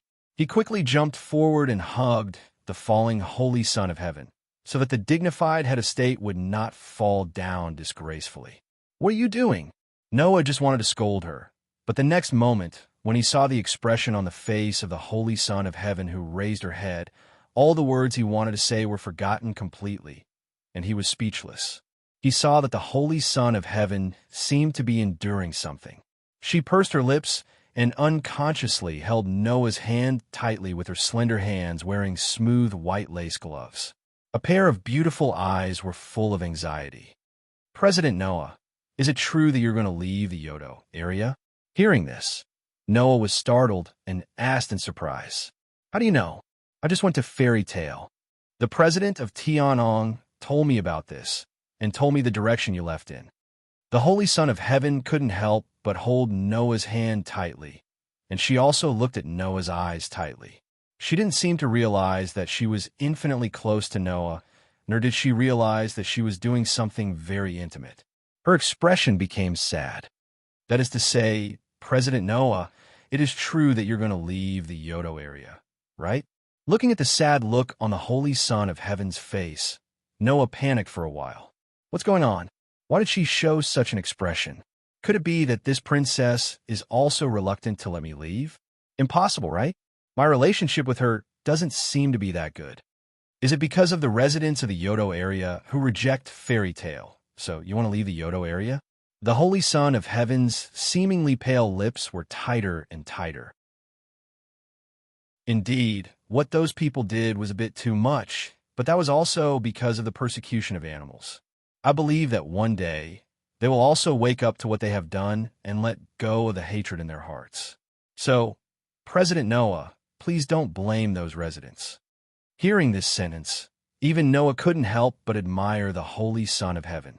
Before the beginning of the Third Kanto War, it wasn't only fairy tale that was hurt by the brainless residents in the Yodo area, but this princess was also the same. At that time, some people said that Seiji was incompetent, some said that Seiji was muddle-headed, some said that Seiji was not able to protect the Tokyo area and deserved to die. There were even some people who attacked her and said all kinds of dirty words. Noah also heard that some residents who coveted the beauty of the princess even felt that the Yodo area couldn't be saved and that they were going to die. With crazy feelings, they touched the Holy Son of Heaven and tried to violate the Holy Son of Heaven. As a result, none of those ordinary people succeeded, and they were all arrested. Under such circumstances, the Holy Son of Heaven not only did not have any negative feelings towards these residents, but also spoke for them. Obviously, she didn't take these things to heart. She's really kind. So, Noah's attitude also softened, and he didn't avoid the Holy Son of Heaven's gaze and shook his head. I didn't leave the Yodo area because of this. Then, the Holy Son of Heaven was at a loss. Then why did you leave the Yodo area? Is it strange that I left the Yodo area? Noah sighed. I'm not from the Yodo area. You should have noticed it, right? The Holy Son of Heaven was suddenly speechless, and after a while, she whispered. In other words, you want to go back to where you came from, right? Go back to where I came from. Noah pondered for a while and smiled bitterly. Not necessarily. Maybe I will go to a new place, that's not for sure. Looking at the slightly bitter expression on Noah's face, the Holy Son of Heaven opened her mouth, but in the end, she could only squeeze out such a sentence. Then, will you come back? Chapter 179. Then, will you come back? The question from Shengzi made Noah fall into a state of silence. Will I come back? If Noah's answer was accurate, then he wouldn't have to find the world fragment and return to the world fragment. He didn't have to first eliminate the Tintong family that was a threat to Fairy Tail, and then abruptly invite Makoto and Rintaro to join Fairy Tail and propose a plan to change the degree of the world. It was precisely because Noah himself didn't know if he would come back in the future that he needed to do all the things he needed to do in this world and arrange them properly before he could leave with peace of mind. Of course, even if Noah didn't like the dark side of this world, in this world, Noah also had ties.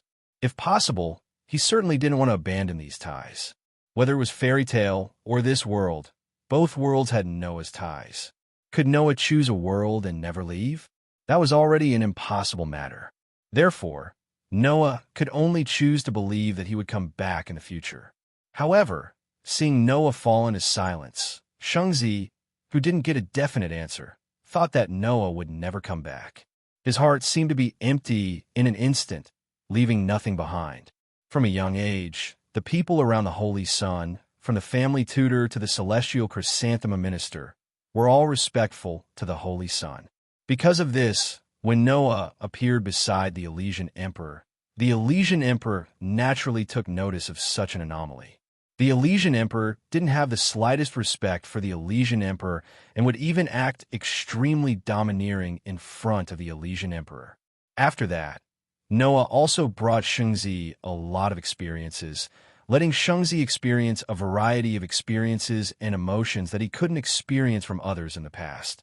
And this time, Shengzi finally experienced the most essential experience of a young girl because of Noah. Pain, heartache. When Shengzi thought that she would never see this strange person in her life again, in addition to the pain in her heart, there was also the rejection and denial of this reality that even she couldn't believe. Therefore, the Elysian sun slowly let go of Noah's hand, and his clear and beautiful eyes became cloudy. He had never experienced this before, and he didn't know why he was feeling this way. The Elysian sun slowly let go of Noah's hand, and his clear and beautiful eyes became cloudy. What about fairy tale? Shengzi found that she was using a very tactful and useless method to persuade him to stay. Aren't you worried that fairy tale will have problems without you?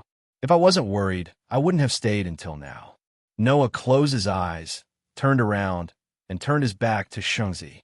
Magino, Rintaro, Yinju, Natsuya, and Hina are all very capable people. Fairy tale will definitely be fine in their hands. Is that so? Shengzi lowered her head, one hand clenched in front of her chest, and forcefully grabbed the collar of her dress. I thought, if it was you, you would definitely protect those children forever. It's not that I don't have such thoughts. Noah's voice echoed. Unfortunately, children who have been living under the protection of others will never grow up. Sooner or later, those children who have grown up will no longer be protected by fairy tale, but they will be the ones to protect fairy tale. Shengzi was silent, and her voice was getting lower and lower. President Noah is really much better than me. I can't win against you every time. I'm not as smart as you. I don't have the big picture as you. Tokyo also left you with such a memory. It's natural that you would leave. Noah was speechless when he heard the Elysian Emperor's words. He looked at the princess speechlessly. These words, no matter how you listen to it, it sounds like she's giving up on herself. But Shengzi didn't seem to realize that her current state was a bit too obvious compared to before. She held her stomach and suddenly said, I already have the conditions to have children. The sudden abnormal words made Noah directly stunned. Actually, the trusted aides of the sacred chamber have been urging me to leave behind an heir as soon as possible. Shengzi's tone was slightly depressed. The previous Shengzi only reigned for a year before suddenly passing away. So I, who was not mature at the time, had no choice but to inherit the throne and become the Shengzi of Tokyo. Now, I am the only direct descendant of the sacred chamber, so the trusted aides are worried that I will suddenly die like the previous Shengzi, so it is necessary to leave behind an heir to inherit the throne. Noah, who didn't expect Shengzi to reveal the secrets of the sacred chamber, could only remain silent and quietly listen to Shengzi. In order to leave behind an heir with excellent genes, the trusted aides of the sacred chamber have already screened out a lot of candidates, and they want me to choose my husband. Shengzi raised her head and looked straight at Noah. However, compared to a child born in order to leave behind excellent genes, I want a crystallization of love more. Noah wasn't surprised at all by her words. Long ago, Noah already had the feeling that the high and mighty Shengzi was just a young girl in the prime of her youth. For a young girl in the prime of her youth, of course, compared to an excellent husband, of course, she would want a husband who would love her wholeheartedly and whom she would be able to give her sincere feelings for. Even Shengzi was the same. No one can understand me. Those who walk around me, who constantly want to prove themselves, mostly value my identity and status. There is more than one existence like a bodyguard around me. Sheng Tianzi clasped his hands together, as if he was waiting for something, and placed them in front of him. Although I have never regretted doing my part for the Tokyo region as the Holy Son of Heaven, sometimes I feel very tired. It is very hard. President Noah, I wish for a person of the opposite sex who can stay by my side and share my burden. This was normal for a young girl in the prime of her youth. Noah wasn't surprised at all. However, what Shengzi said next really surprised Noah, and he was very surprised. In fact, he was shocked. I know, compared to you, I am very immature, but I still hope that you can stay by my side. The Elysian sun's cheeks began to turn pink, but he still stared at Noah and said these impactful words nervously. As a man of the opposite sex, Noah almost didn't show the wavering in his heart on his face. What does this mean? What does this mean? What does this mean? Under the gaze of Shengzi, Noah actually had the urge to run away for the first time in his life. Is this a confession? Understand now, Mr. Noah. Shengzi clenched her hands so hard that they turned white, but she still bravely expressed her feelings. So, unknowingly, I've already started to treat you as a man of the opposite sex, and I love you. If Noah still couldn't understand what Shengzi meant, then he would have lived for so many years in vain. Noah could only suppress the inexplicable anxiety in his heart and forced a smile. I don't think I have done anything to deserve your love. It's just that you didn't realize it. Even I almost didn't realize it. But when I realized it, I was already saying it. Elysian Sun looked at Noah with a passionate gaze that had never been seen before. So, can you stay for me? After saying this, Shengzi looked like she was about to faint, and her delicate body began to sway. Clearly, even the Elysian Son of Heaven had reached his limit at this point. Noah was completely speechless, and his heart began to beat faster as he looked at Shengzi, who was desperately trying not to look away from him. Chapter 180. There was no need to prove it. Everyone knew how outstanding Shang Tianzi was. Although Shang Tianzi kept saying that she was immature, as a 16-year-old girl who managed such a large area and did her best to protect the people of this area, who could guarantee that they would do a better job than Shang Tianzi. In terms of identity and status, Shang Tianzi was the ruler of the entire Tokyo area. This identity and status could not be ignored, and no one could look down on her. In terms of appearance, Shang Tianzi was extremely beautiful. Not to mention the Tokyo area, even the people in the other 4 areas of the country, and even the people outside of the country, clearly knew about her. Then, when such a young girl who was perfect in terms of appearance, identity, status, and character confessed to him and begged him to stay by her side, how many people would sincerely refuse? Noah also could not refuse. Of course, this was not because Noah had improper thoughts about Shang Tianzi. If he had such thoughts, Shang Tianzi, who was especially sensitive to such things because of her own experience, would have noticed it long ago. Noah couldn't reject the Holy Son of Heaven because he couldn't bear to reject such a beautiful woman. That's all. If the Holy Son of Heaven made a request that was too willful, and the Holy Son of Heaven was a woman who only had good looks and bad conduct, then Noah would definitely be able to coldly refuse. However, for Shang Tianzi, in the world of humans, it was believed that not more than 1% of the people would have true malice towards her. Therefore, Noah naturally had no reason to coldly refuse her. However, that being said, Noah also could not accept Shang Tianzi. At that moment, an indescribable silence pervaded the surroundings. As the indescribable silence filled the air, Shang Tianzi's originally rosy face gradually turned white and even transitioned to paleness. Seeing that Noah was silent, one could imagine the nervousness in her heart. Shang Tianzi could only bite her lips and speak with some apprehension. I am not able to attract your attention. If this sentence was said, Noah would probably be spat on by countless people in the Tokyo area. After all, if even a girl like Shang Tianzi could not attract Noah's attention, then how harsh was Noah's taste? Phew! Noah could only first take a deep breath and then slowly exhale. After adjusting all the emotions in his heart, he looked at Shang Tianzi, whose face was full of uneasiness, and secretly made a decision. He did not expect that other than Lee Sana, he would use the same method on others. With that thought in mind, Noah stretched out his hand and showed 3 fingers. 3 years. 3 years. Shang Tianzi was stunned. I have a reason to leave here, and I cannot agree to your request. Without giving Shang Tianzi a chance to react, Noah said decision made. So, 3 years, 3 years, 3 years, if you still have the same feelings for me, then, at that time, I will definitely come back. Once again, Noah said something without any basis. However, just like the time with Lysana, even if there was no basis, since he had made a promise, no matter what, when the time came, no matter what, Noah would find a way to come back. With such determination, Noah said the same thing to Lysana back then, and now he brought it up again. However, this time, the girl standing in front of Noah was no longer Noah's childhood sweetheart, but Sheng Tianzi. Sheng Tianzi stared blankly at Noah, unable to react for a long time. She lowered her head, and only after a long time did she raise it up, her beautiful face regaining its usual calm and holy expression. Understand. Sheng Tianzi gave Noah the warmest and most gentle smile in history. If this is Mr. Noah's decision, then, I swear, I will persevere for the next 3 years.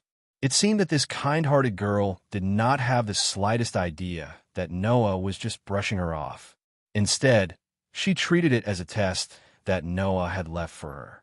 This made Noah begin to realize that he seemed to be slightly moved by this girl who was perfect in all aspects.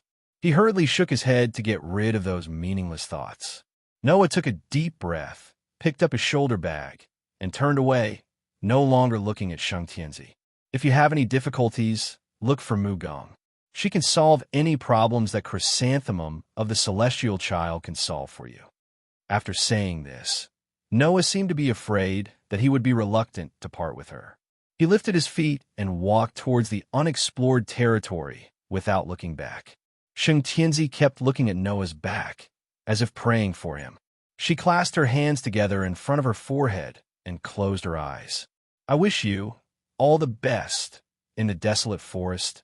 Noah, who was walking aimlessly, turned back and looked at the Tokyo area surrounded by the monolith. I didn't expect that before leaving, I would encounter such a thing. Noah didn't know whether to laugh or cry, and let out a long sigh. But there's one more promise that needs to be fulfilled. After saying this, Noah closed his eyes, pressed one hand on his heart, and began to search for that faint, throbbing feeling. He stretched out his hand and grasped it tightly. Wong. In the next second, Noah seemed to have turned into a phantom. His figure dissipated with the wind and disappeared in place. Between the worlds, Wong Wong Wong. As Noah opened his eyes, the familiar pure white world in front of him entered his field of vision. The surrounding space immediately emitted waves of joy. He saw that the feathers floating in the crystal ball, like crystals, danced in joy and came to Noah's side. It was as if they were welcoming Noah's return, and they circled back and forth like a dance. Looking at the feathers around him that were like children exuding pure joy and feeling the comfort as if he had returned to his mother's body, Noah's heart almost melted. Returning to Between the Worlds, Noah felt that the darkness he experienced in the Black Bullet world for a year had all turned into the past, and even his heart had been purified. This feeling was inconceivable, but also very wonderful. At least, with this feeling, Noah felt that everything he experienced in the Black Bullet was worth it. Wong. Then, the feathers all began to retreat, and the broken feathers took the place of these feathers to surround Noah's side. Then a broken feather floated from Noah's body and came to the group of broken feathers around him. After circling around for a while, it suddenly touched one of the broken feathers. Ding! After a crisp sound, the two broken feathers perfectly fit together and returned to a complete feather. Its body emitted a soft white light, and it returned to its original state. Noah's heart relaxed, and he looked around at the feathers and broken feathers that were dancing around him. After a while, he came to the front of one of the feathers. This feather in front of him was the world of fairy tale. With some nervousness, Noah reached out his hand and touched the feather that belonged to the world of fairy tale. In the next moment, a feeling of being sucked in appeared in Noah's senses. Noah immediately released his hand from the feather, and his face revealed an expression of ecstasy. This feeling of being sucked in was exactly the feeling of being able to enter the world of the feather. Noah, who had already experienced it once, knew that as long as he followed this feeling, he would be able to enter the world of the feather. Back to fairy tale. Suppressing the ecstasy in his heart, Noah followed his senses, came to the front of another feather, and put his hand on it. Ha ha ha! The strong feeling appeared once again, and Noah clenched his fist. He finally couldn't help but laugh out loud. Chapter 181. When Noah opened his eyes and took in the scene in front of him, a burst of noise came into Noah's ears. Noah was slightly startled and quickly opened his eyes. What entered Noah's eyes was just a very ordinary street. At this time, Noah was in the middle of a crowded street. Around him, people who were talking or shouting into their phones constantly passed by Noah. On the side of the road, there were also cars moving or stopping. The traffic lights flashed very regularly. Even the sound of the trolley before it was built echoed clearly in the distance. Looking at such a scene, Noah's heart could not help but relax. He still remembered that when he first left the world of fairy tale and entered the Black Bullet, the place where Noah cut into was an unexplored area where the protozoa raged. At that time, the world of the Black Bullet gave Noah the feeling that it was full of despair and darkness. Now, the lively and ordinary scene in front of him and the scene when he first entered the world of the Black Bullet formed a sharp contrast in Noah's mind.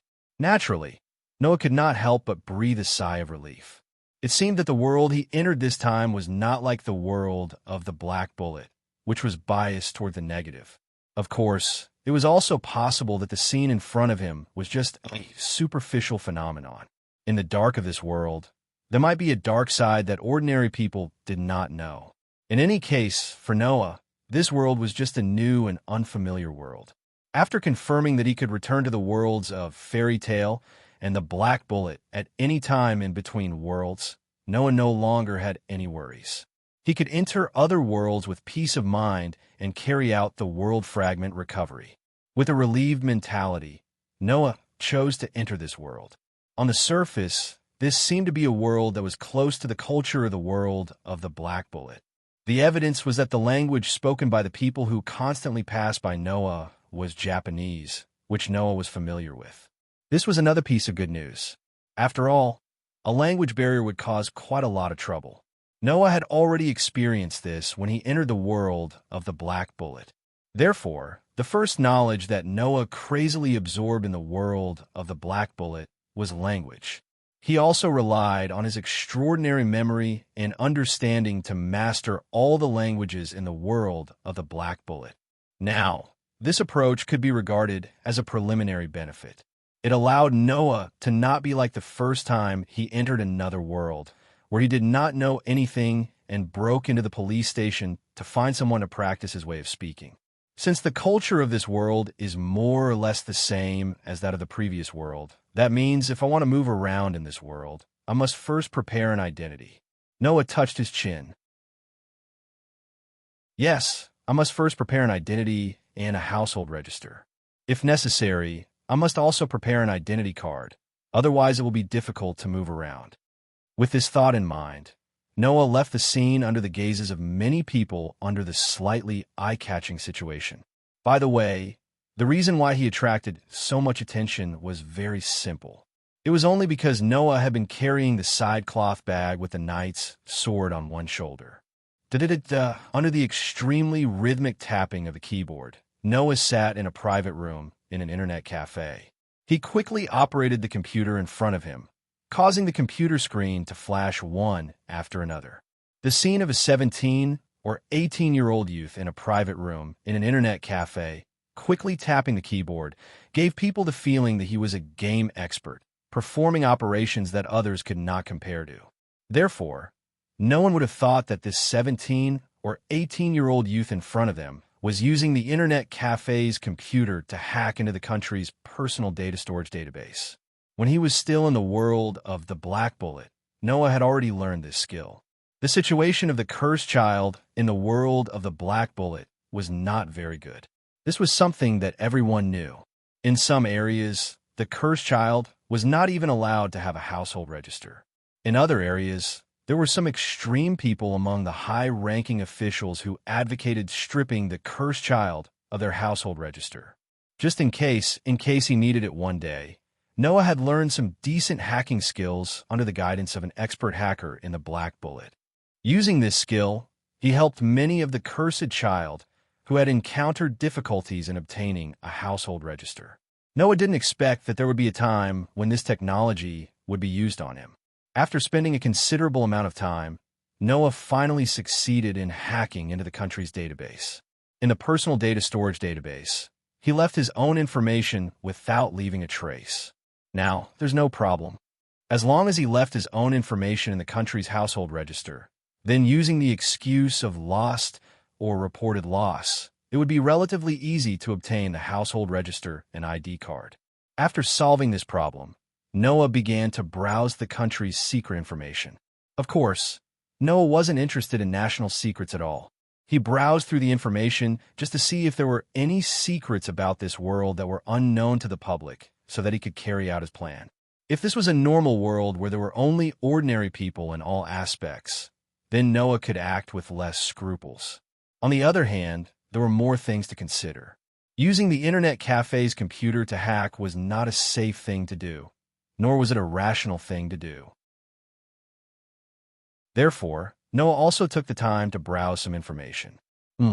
Suddenly, Noah noticed a line of small words marked in red and looked over. He saw that there were only 4 words on the red lettering. Dawn Organization. What kind of organization is this? Noah curiously clicked on it. Unfortunately, after clicking on it, the computer screen immediately showed an error warning box. Suddenly, Noah narrowed his eyes. What did this mean? It meant that this so-called Dawn organization, even in this country, was classified as a secret amongst secrets. Even the relevant government officials might not know the contents. For a moment, Noah had the urge to use his hacking skills again and directly hack into the secret. But after a while, he had no choice but to give up. With Noah's hacking skills, it might not be a problem to get personal information, but if he wanted to hack into a country's real secrets, it would be extremely insufficient. Without any other choice, Noah could only search for Dawn Organization on the internet. Of course, this was just to give a try. Noah did not really think that a country's secret among secrets would be so easily found on the internet. However, although there wasn't any information about the Daybreak organization, another term appeared in the search results. Howling Academy? Noah slightly frowned, clicked in, and read the search results. This was a very special academy, a combat technique training school. Needless to say, combat training was definitely a heresy in this peaceful world, and it attracted Noah's attention. What puzzled Noah even more was that there wasn't any detailed information about this school that cultivated combat skills on the internet. There were only a few pieces of information that would be strange to anyone with a discerning eye. First of all, students were exempted from tuition, accommodation, and food expenses. In addition, students' living expenses were provided. In addition, the founder of this academy was a research institution that he had never heard of. There was even less information about it than Howling Academy. That's right, it was the Dawn organization. In addition to these, there was no information about the specific curriculum, background, and training purpose of Howling Academy. The information about the Dawn organization only indicated that it was a research institution, but there was no record of what it was researching. This was a bit strange, no matter how he looked at it. Noah suddenly thought for a while, then stood up, turned off the computer in front of him, picked up the shoulder bag, and walked out of the room. Chapter 182. Walala. The calming sound of running water rose and fell slightly on the lukewarm surface of the water. Woo! The sound of the tram mixed with the sound of running water, but it did not disturb the tranquility at all. Instead, it seemed to exist naturally, making people feel that it was indispensable. This was the northern part of Tokyo Bay, where an artificial island that could only be accessed by a drooping monorail was located. The artificial island was surrounded by huge rock walls, and a door commensurate with its height was the only entrance to this artificial island. In the center stood a huge clock tower that could be clearly seen from the outside. From the outside, people who did not know would think that this was a military fortress. Of course, the so-called military fortress would not be built in such a conspicuous place. Naturally, the inside of the rock walls could not be a military structure filled with the smell of gunpowder, but some buildings. Although these buildings were extremely out of place with the buildings outside the island, they still didn't fit in. At this time, Noah was walking on a path that was specially beautified with beautiful cherry trees. Not far away, several buildings that were not small, in terms of height and scale, entered Noah's eyes. The style of the buildings was probably closer to the Western style, but also had the flavor of the church. From the appearance, it was not an ordinary high-end building. Therefore, who would have thought that this was a school in the first place? Even Noah felt a little out of place. He tightened the strap of the side bag he was carrying on one side of his shoulder and could not help but sigh. This was the location of Haolang School. Originally, Noah thought that the location of this mysterious school would be gloomy and shameful. Who would have thought that it was actually such a high-end and beautiful place? Fortunately, Noah was not the kind of person who would judge the nature of a thing based on its appearance. Otherwise, he would really think that this was just the location of an ordinary aristocratic school. In fact, such a high-end place had many mysterious places. Although it was very unbelievable, everything on this artificial island operated with Haolang School as the center. That was to say, the location of the huge clock tower that could be seen even from the outside was the specific location of Haolang School. Noah was not the only one. Many students around were amazed by this high-end place. That's right, there were many students around Noah. These students were all here to participate in the entrance examination. Noah had only recently found out that Haolang Academy would be accepting applications from junior high school students from various schools today, allowing these students who were about to enter senior high school to enroll. As long as they could pass the school's admission examination today, then these students from various schools will be able to enter this school and enjoy the super high treatment of free tuition, accommodation, food, and monthly living expenses. It could be said that about 10 to 20% of the students who came here to register today were here for this reason. As for the remaining 80 to 90%, they seem to have been brought here by the staff of Haolang Academy, who came to the school for an inspection. In other words, Haolang Academy had specially sent people to various schools to poach people. However, that was not strange. After all, Haolang Academy was really too mysterious. Even most people outside did not know of its existence. How can anyone take the initiative to apply for admission? This made the school seem even stranger. Undoubtedly, it looked so high-end, but why could it remain so mysterious outside? Even the students were specially sent to bring them here. Why did they do something superfluous? As long as this place was leaked as a publicity stunt, then the environment alone would make this place famous and attract many students, right? Unless this school wasn't really just for people to study at all. Noah, who felt that this place was becoming more and more mysterious, deliberately found a school that the staff of Haolang Academy was inspecting and applied for admission. Then he accepted a physical examination from the staff of Haolang Academy with the other students. As a result, this morning, Noah received a notice from the staff that he was qualified to participate in the entrance examination and was brought to this artificial island. After that, Noah found out that he was the only one who was qualified to participate in the entrance examination in the school he specially found. What criteria did they use to determine whether a person was qualified to participate in the entrance examination? Noah had no idea about this at all. Therefore, Noah came here. But this was also necessary, because after learning about the existence of this school and the Dawn organization yesterday, Noah had been inexplicably concerned about this place. It was very likely that this world was giving Noah a hint for the world fragment. With this thought in mind, Noah and the surrounding students from various schools toured the surroundings while being led by the staff to the front of a building. At this time, the staff shouted to the students here, "Please line up here and go in to take the entrance examination in order." After leaving this sentence, the staff left directly, leaving the group of students in the same place after chattering for a while and lining up. Noah was in a position that was neither high nor low. There were not many students who came here to take the examination, so If Noah was in the position, he could still clearly see the situation in front of him.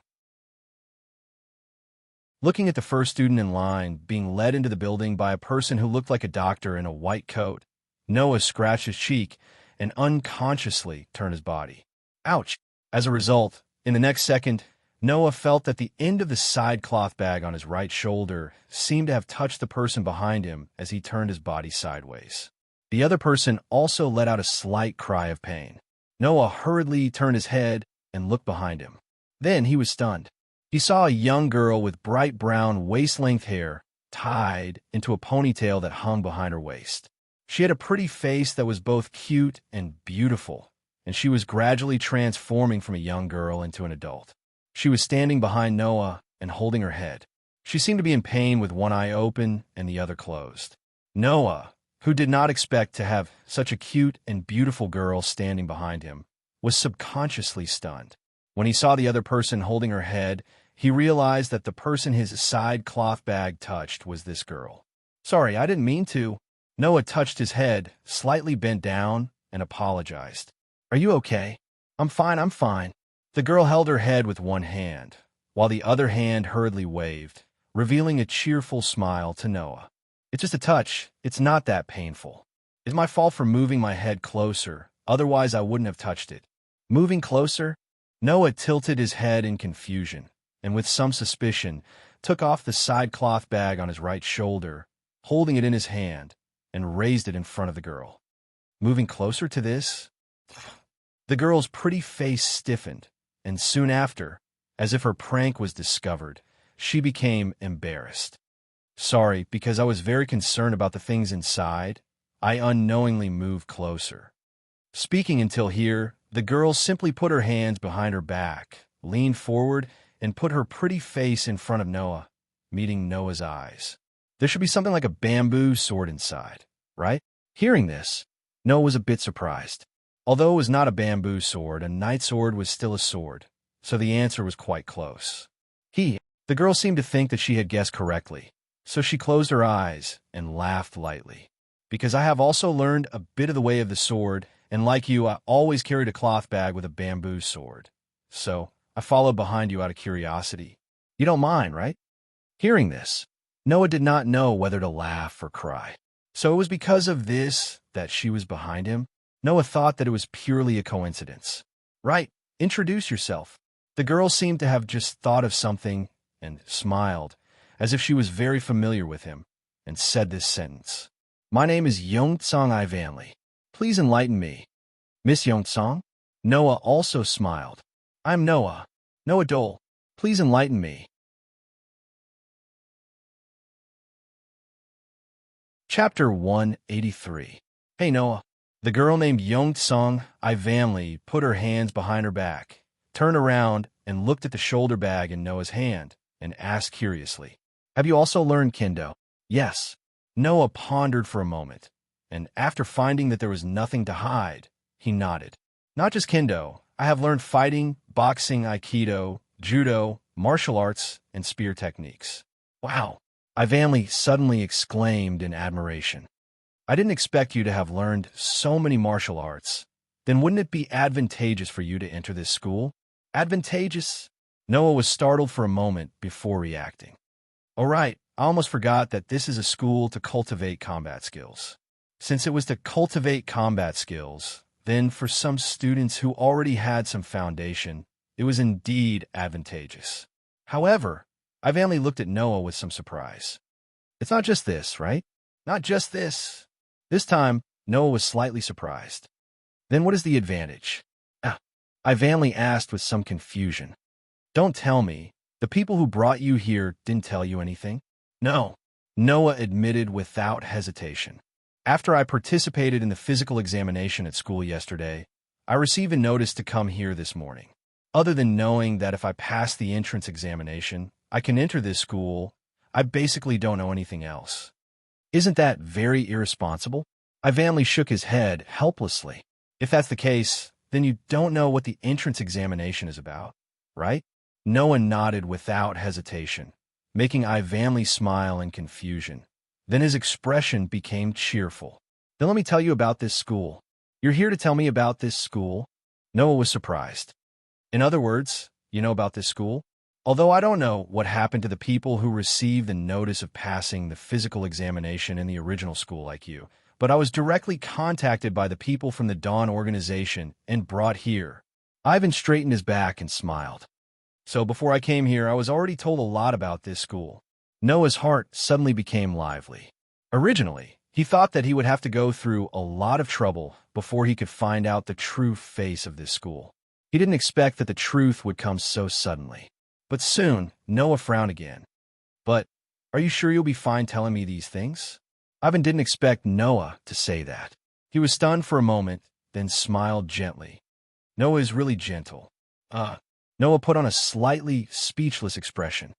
Why did you suddenly say that? That's because we've only just met. You're already thinking about me, aren't you? Ivan teased. Isn't this gentle? What kind of gentle is this? Noah was a little embarrassed and avoided Ivan's teasing gaze. I'm just curious. This school is so well kept. Isn't it bad for you to just reveal it like that? It's okay. Ivan waved his hand. Since you're already here, Noah, you're someone who has adaptability, so it's okay. Adaptability? The new word caught Noah's attention again. In that case, can you tell me more about it? Ivan smiled without saying anything. He tilted his head, as if he was thinking about how to start. After a while, he clapped his hands. You know about the Dawn organization, right? As soon as he said that, Ivan saw Noah's bitter smile. He immediately smiled bitterly and explained. The Dawn organization is a research institute that studies genetic engineering, and Haolang School was established in the name of this research institute. Genetic engineering? Noah muttered. Ivan nodded and said, a few years ago, the Dawn organization developed a biological super-enhanced nanomachine called the Dawn Star Pattern. It's a special invention that can make the implanted person become an existence far beyond ordinary human beings. After saying that, Ivan raised a finger, and his expression began to become serious. This nanomachine called the Dawn Star Pattern is said that only 1 in 1,000 people meets the conditions for implantation, which is the adaptability I just mentioned. And the person who is implanted with the Dawn Star Pattern will have physical abilities far beyond the limits of human beings. Even their mental strength will be super enhanced, and they will obtain the ability to materialize their soul. Soul? Noah looked at Ivan in surprise. Of course, Noah knew what a soul was. Materialization of the soul? There is actually such a miracle in this world. Its official name is Blaze. It's a simple weapon that materializes from the soul of the person who is implanted with the Dawn Star Pattern. Ivan touched his full chest with one hand and said with some emotion, and the person who is implanted with the Dawn Star Pattern and has the Blaze and can exert power far beyond human beings will be called surpassers, which is also our next identity. Hearing this, Noah understood the true face of this school. Simply put, Haolang School was specially established by the Dawn organization to select people who had the adaptability of the Dawn Star Pattern and bring them to this school for training. The reason why Noah was here should be because he was found to have the adaptability of the Dawn Star Pattern in yesterday's physical examination and could become a surpasser. Therefore, he was notified that he had the qualifications to participate in the entrance examination. So, Noah turned his head and looked at the building in front of him. The so-called entrance examination, in fact, is the Dawn organization's people planning to implant the Dawn Star Pattern in our bodies. I used to think so, but now it doesn't seem to be the case. Ivan poked his head out from Noah's side and looked over. Since there are people like you, Noah, who didn't know anything before coming here, then the entrance examination should also give you a simple explanation and let you make a choice whether to accept the Dawn Star Pattern or not, right? Noah nodded casually, and a thoughtful light flashed in his eyes. Physical enhancement, spiritual transcendence, materialization of the soul, and Blaze. Slowly, the corner of Noah's mouth slowly raised. Isn't it interesting? Do you know why I said that you are very advantageous here? Ivan elbowed Noah's ribs and said reproachfully, since you know so many martial arts, no matter what kind of weapon your Blaze is, you can use it freely. Isn't that advantageous? Noah shrugged and didn't say anything. Next, Noah and Ivan talked about swordsmanship. However, after chatting for a while, Noah realized that Ivan's swordsmanship was nothing more than the swordsmanship that could be learned in an ordinary school. Compared to the swordsmanship that Noah learned for the sake of battle, it was more inclined towards strengthening one's body. It was completely different from the lethal swordsmanship that Noah learned for the sake of battle. Therefore, Noah only gave a few pointers, and Ivan's eyes began to shine. He was a little excited and kept chatting with Noah. Undoubtedly, they have only known each other for less than half an hour. After who knows how long, the people in front of him finally finished lining up. Noah Doria, right? The doctor in the white coat flipped through the name list in his hand and nodded at Noah. You can go in. It's your turn. Ivan patted Noah's shoulder with a bright smile on his face. Remember to tell me how you feel when you come back. Noah made an okay gesture and walked into the building under the doctor's lead. After passing through a corridor that wasn't too long, Noah came to a room that looked like a health room. There, another doctor in a white coat was sitting in a position. He was holding a gun-style needleless syringe that was filled with liquid, which immediately took away Noah's attention. Could that be the daybreak star pattern? Chapter 184. Please take a seat here. The doctor with the syringe patted the seat in front of him. Noah took off the cloth bag on his shoulder and placed it on the wall. He walked over and sat down. After Noah sat down, the doctor said to Noah, "What I'm going to say next may sound unbelievable to you, but it's the truth. Please be mentally prepared. After you explain everything to me, you'll have to make a choice whether you want to stay here or not." After he finished speaking, the doctor did not give Noah a chance to reply and continued to explain. Moreover, the explanation was much more concise than Ivan's. There were only the simple explanations of daybreak star pattern, surpasser, and blaze. Although it was enough to let people understand what was going on, it was lacking compared to Ivan's explanation. Obviously, this doctor had repeated the explanation many times and was getting impatient. That was why he had such a reaction. However, if he had to repeat the same explanation every time he met another person, he believed that anyone would get tired of it. Noah quietly waited for the doctor to finish what he had to say. He then compared it with what Ivan had said. When he was sure that even though the degree of explanation was different, the content was similar, he nodded. "I understand. I'm willing to accept the daybreak star pattern and become a surpasser." "Very good." Only then did the doctor reveal a satisfied expression. He picked up the syringe in his hand and said, "The process will be a bit difficult. You have to bear with it. Otherwise, even if you have the ability to adapt, you may not be able to obtain blaze and become a surpasser." After he finished speaking, the doctor rolled up Noah's left sleeve and pressed the syringe against Noah's arm. He pulled the trigger. Poochie. With a soft sound, the liquid in the syringe was reduced at a speed visible to the naked eye and was injected into Noah's body. Noah felt as if a large lump of something was stuffed into his body. It instantly spread throughout his body. Immediately, the thing that spread out suddenly swelled and supported Noah's body. Whoa! Noah felt a pain in his chest, and a geometric pattern called star tattoo that was as exquisite as a star suddenly spread out from Noah's chest and exuded intense heat. Goo! The heat spread throughout Noah's body in a short period of time, causing Noah's breathing to become sluggish. He subconsciously let out a muffled groan. Bang! Almost at the same time, with the star mark as the center, a scorching flame fiercely ignited, enveloping Noah's entire body. Chi-chi! Amidst the burning sound, a searing pain spread throughout Noah's body, causing Noah to involuntarily clench his fists. If it wasn't for the fact that he had been strengthened by the protozoa virus in the world of the Black Bullet, at this moment, even if the intense pain didn't make Noah cry out, it would make Noah's tightly clenched fists burst out with veins that represented his great forbearance. Unbeknownst to him, the doctor who was watching this scene was even more shocked. Those who had previously experienced the baptism of the Dawn Star tattoo either directly screamed out or simply fainted. A situation like Noah's, where even his expression did not change, was something that the doctors had never seen before.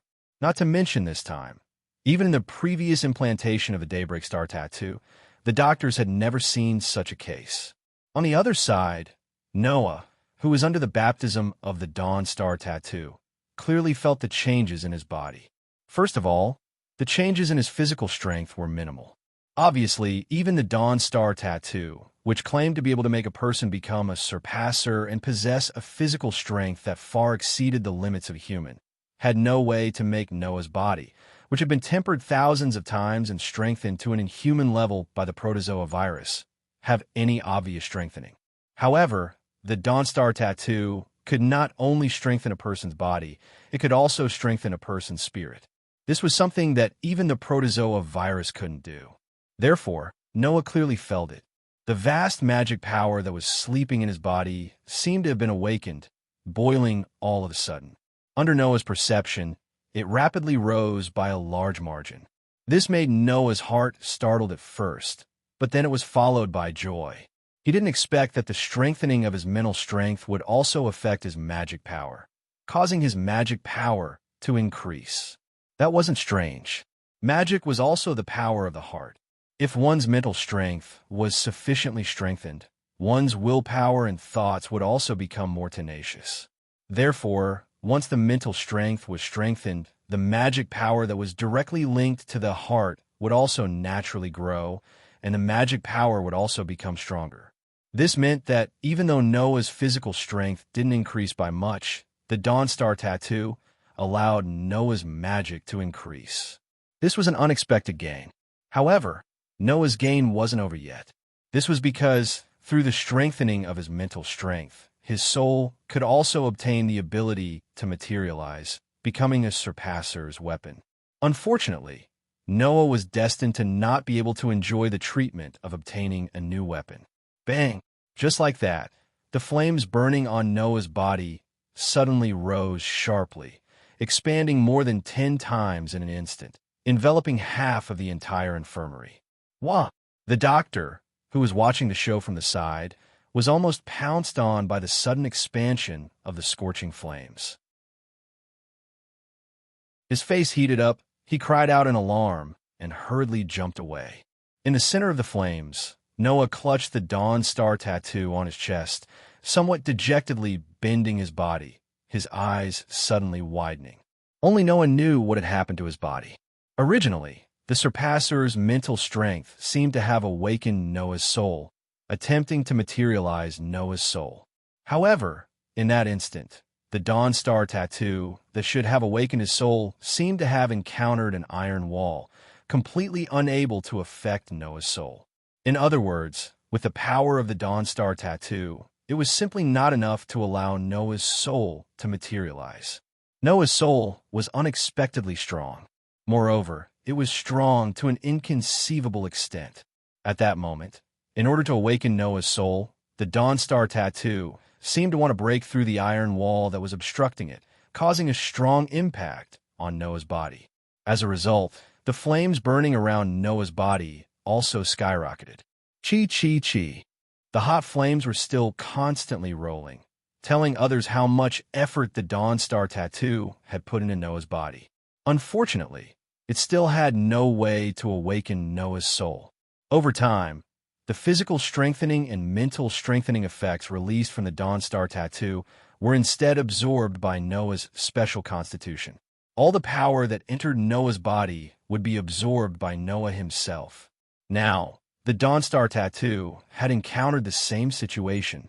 In the end, a portion of the power that emerged from the nanomachines and was absorbed by Noah's body actually turned into a ball of flame, wrapping around a certain part of Noah's body. Noah's expression suddenly became stunned. This was because the thing that the ball of flame wrapped around was the large caliber modified revolver that was pinned to Noah's back. In the next moment, the large caliber modified revolver that was pinned to Noah's back turned into a ball of flame and drilled into Noah's body. At the same time, Noah also saw that the cloth bag on his shoulder that was leaning against the wall was also covered by the flames that rose sharply from his body. The cloth bag and the scabbard were directly burned to nothing, leaving only the bright and dazzling knight's sword. It suddenly turned into a ball of flame, flew, and drilled into Noah's body.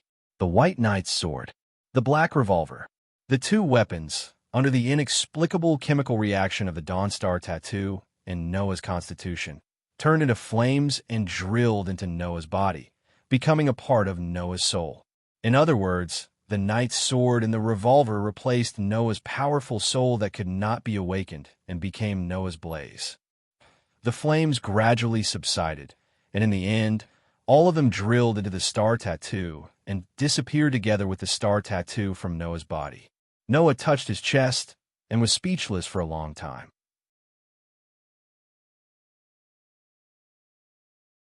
Chapter 185. At this time, Ivanli was bored out of his mind. His hands were clasped behind his back as he tapped the ground with the tip of his foot. His eyes kept glancing at the door in front of him. A faint doubt appeared in his beautiful cat-like eyes. It had been almost half an hour since Noah entered the building to receive the implantation of the Daybreak Star tattoo. Ivanli was puzzled about this. According to the students who had just entered to receive the implantation of the Daybreak Star tattoo, Noah obviously spent more time than the others. Could it be that some unforeseen event had occurred? Thinking of this, Ivanli couldn't help but feel a little worried. Unlike Noah, Ivanli was directly approached by the people of the Daybreak organization and was fully explained. However, like Noah, she was the only one in her original school who had the adaptability of the Daybreak Star tattoo and was qualified to enter here. Ivanli looked friendly and cheerful from beginning to end, but in fact, it was just a sign of uneasiness. Therefore, Ivanli was still a little concerned about the first person he met here, not to mention that she seemed to get along well with him. If they could enter Haolang Academy together, Ivanli would feel a lot less uneasy. However, now it seemed that something had happened to Noah. Ivanli also heard that not everyone who had the adaptability of the Daybreak Star tattoo could be successfully implanted with the Daybreak Star tattoo. There were also some people who could not withstand the implantation of the Daybreak Star tattoo and were declared to have failed the implantation and could only leave quietly. Noah, could it be the same? Ivanli murmured worriedly. However, in the next moment, as if to dispel Ivanli's worries, the door of the building in front of him opened, and a person walked out from inside. Ivanli's eyes suddenly lit up. Just as he was about to go forward, he noticed something else. That was, Noah's clothes were changed. He was wearing a white student shirt and a blue tie. He was wearing a pair of blue trousers and a black uniform jacket. It was a uniform of the boys of Haolang Academy. Wow! Ivanli immediately moved closer and started to twirl around Noah with sparkling eyes. It's so different when you put on a uniform. I'm so envious. What's there to be envious about? Noah didn't know whether to laugh or cry as he pointed in the direction of the building. It's your turn now. You'll be able to put on your uniform soon. As if confirming the authenticity of Noah's words, the doctor in the white coat walked out from inside. Next, Yongsung Ivanli. Yes, Ivan quickly responded. He patted Noah's shoulder and ran over while shouting at Noah. Wait for me here. You can't run away by yourself. After that, Ivan ran into the building as if he couldn't wait any longer. Noah was stunned, his mouth wide open. After a while, he let out a bitter laugh. I haven't agreed yet. With that said, Noah was not in a hurry to leave. While the students who were still in line were whispering and pointing at him, he walked to the side and leaned against the trunk of a tree. He closed his eyes, and his consciousness sank into his body.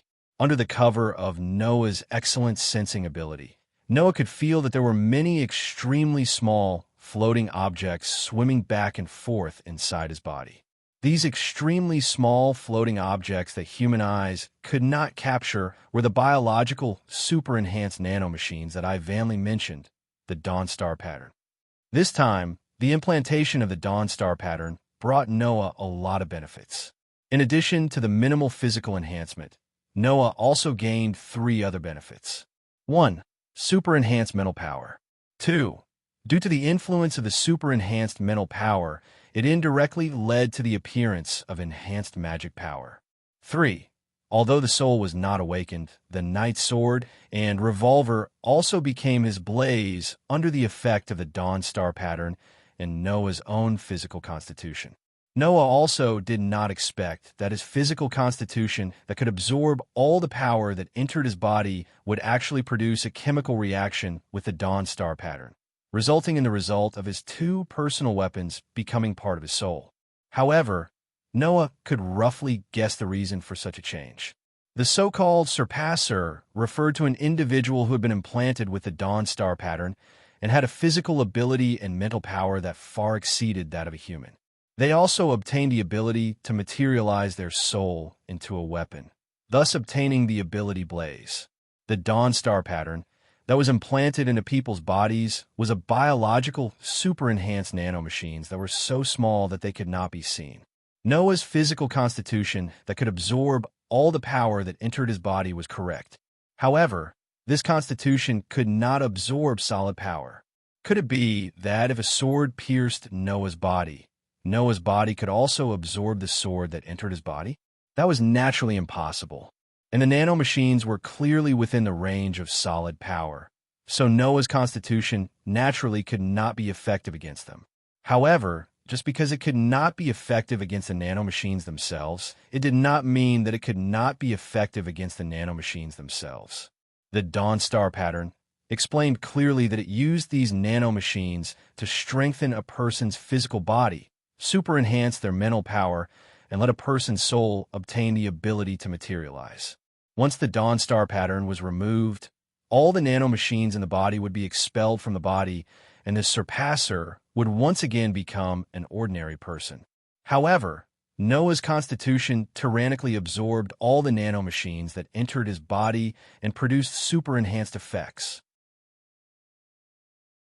In other words, even if the dawn star pattern was removed, Noah's enhancement would still exist.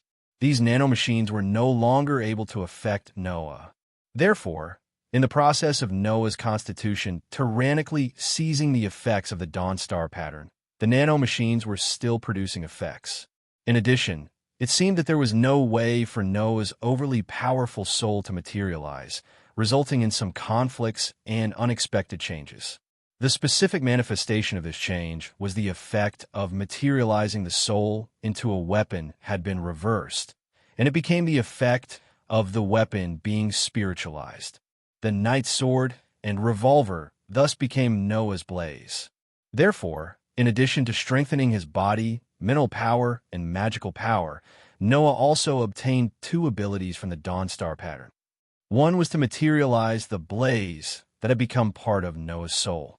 The other was a kind of limited ability. Therefore, Noah was particularly puzzled.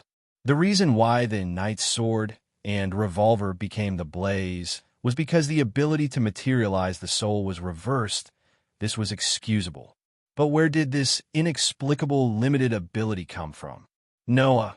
Just when Noah was still puzzled, a weak voice woke Noah, who was immersed in his thoughts, causing Noah to open his eyes. Ivanli appeared in front of Noah at an unknown time, and she had changed her clothes. It was a girl's uniform with blue shoulder guards and a white frilly collar on top of a white shirt. The part below the chest was wrapped in a black vest, and the lower half of the body was a blue pleated skirt. Originally, Ivanli was a very beautiful and cute girl, and with this uniform, she looked more youthful and lively, causing people to be unable to help but look askance. However, Ivanli's expression looked very tired, which gave Noah fright. "What's wrong? Why do you look so tired?" "Of course I'm tired," Ivanli said as if she wanted to cry, but had no tears. Although there were instructions before implanting the dawn star pattern, who knew that the process would be so painful, I almost thought that I was going to be burned to death. Only then did Noah understand. He couldn't help but laugh out loud. Ivanli suddenly pointed at Noah with a face full of anger. "I'm going through so much trouble, and you're making fun of me." After saying that, Ivanli raised her fist and pretended to hit, causing Noah to laugh out loud. He dodged Ivanli's fist and ran away. "Don't run." A man and a woman, one running and one chasing, left the scene and disappeared at the end of the road under the backdrop of cherry blossoms.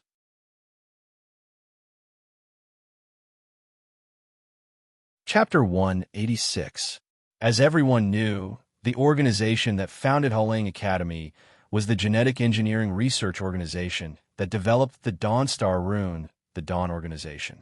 Those who could enroll in Haolang Academy were all surpassers who had the Dawnstar Rune's adaptability and had the Dawnstar Rune implanted in their bodies. That was to say, the students who could study in Haolang Academy were all people who had become non-human beings and had the Dawn Organization's bio-enhanced nanomachines implanted in their bodies. To put it bluntly, the students studying in Haolang Academy could basically be considered as the research subjects of the Dawn Organization. Therefore, if there was no mistake, the Dawnstar Rune's supernaturalization of the body and mind should be the result of manipulating the genetic inheritance of the surpasser through the nanomachines in the surpasser's body. In any case, the Dawn Organization was a research organization that studied genetic engineering. This was what many people had guessed as well, including Ivan. Therefore, the students who come to Haolang Academy to study usually have a reason for coming here. Walking on the road, full of cherry blossom trees on both sides and surrounded by cherry blossoms, Ivan sighed and told Noah, who was reading the entrance guide. Although there are some students who came because of the extremely generous treatment of Haolang Academy, such as free tuition, accommodation, food, and even living expenses, after those people realized that they would become the research subjects of the Dawn Organization, they should seriously consider whether to stay or not, right? Noah, who was reading the entrance guide, had some non-committal thoughts about Ivan's words. Indeed, no one liked to be a lab rat for research. Therefore, the students who came to Haolang Academy to study generally had a reason to do so. Noah also agreed with this point. However, humans were also a kind of existence that would worship strength in the depths of their hearts. In order to obtain the unparalleled power of others, there was nothing unusual about degenerating oneself. The students who leave this academy will have the Dawnstar Rune removed and become ordinary people again. Therefore, Haolang Academy is not worried that someone will quit halfway through and take away their research results. Ivan stretched and jumped in front of Noah. Facing Noah, he walked backward along with Noah's footsteps, and his eyes met with Noah's eyes. So, Noah, if you don't have a reason to stay here, it's not embarrassing to go back on your word now. Hearing this, Noah shrugged.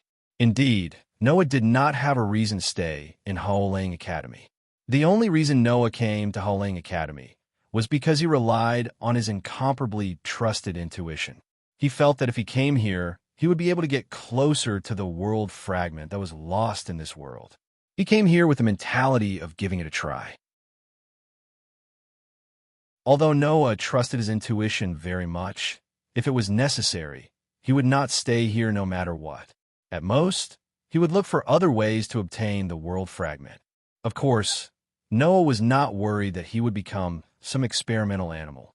Even if he was thrown into an experiment, Noah's body that could repel all negative forces and influences would ensure his safety. At that moment, Noah asked Ivanly in a perfunctory manner, "What about you? You have a reason to stay here, don't you?" "Who knows?" Ivan smiled slyly, but if one looked closely, they would find that her eyes were particularly serious. "Maybe I'm here for the super good treatment of free tuition, accommodation, food, and living expenses." "Is that so?" Noah, who had been focusing on the entrance guide in his hand, did not notice Ivan's strange behavior and responded indifferently. "Well, since this academy wants to use us as lab rats, it's not a bad idea to let them raise us, right?" Right. Ivan laughed and played along with Noah's joke. She turned around and walked back to Noah's side. Together with Noah, they walked forward. Today was not only the day of the Dawnstar Rune implantation, but it was also the day of the entrance ceremony for the students who became surpassers. That was to say, every batch of Haolang Academy students would end in just one day.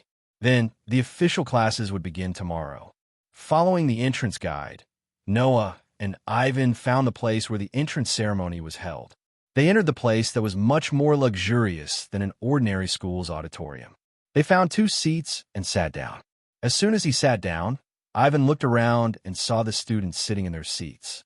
He exclaimed in amazement, "There are quite a lot of people here." Noah also looked around. There were about 100 students in the auditorium.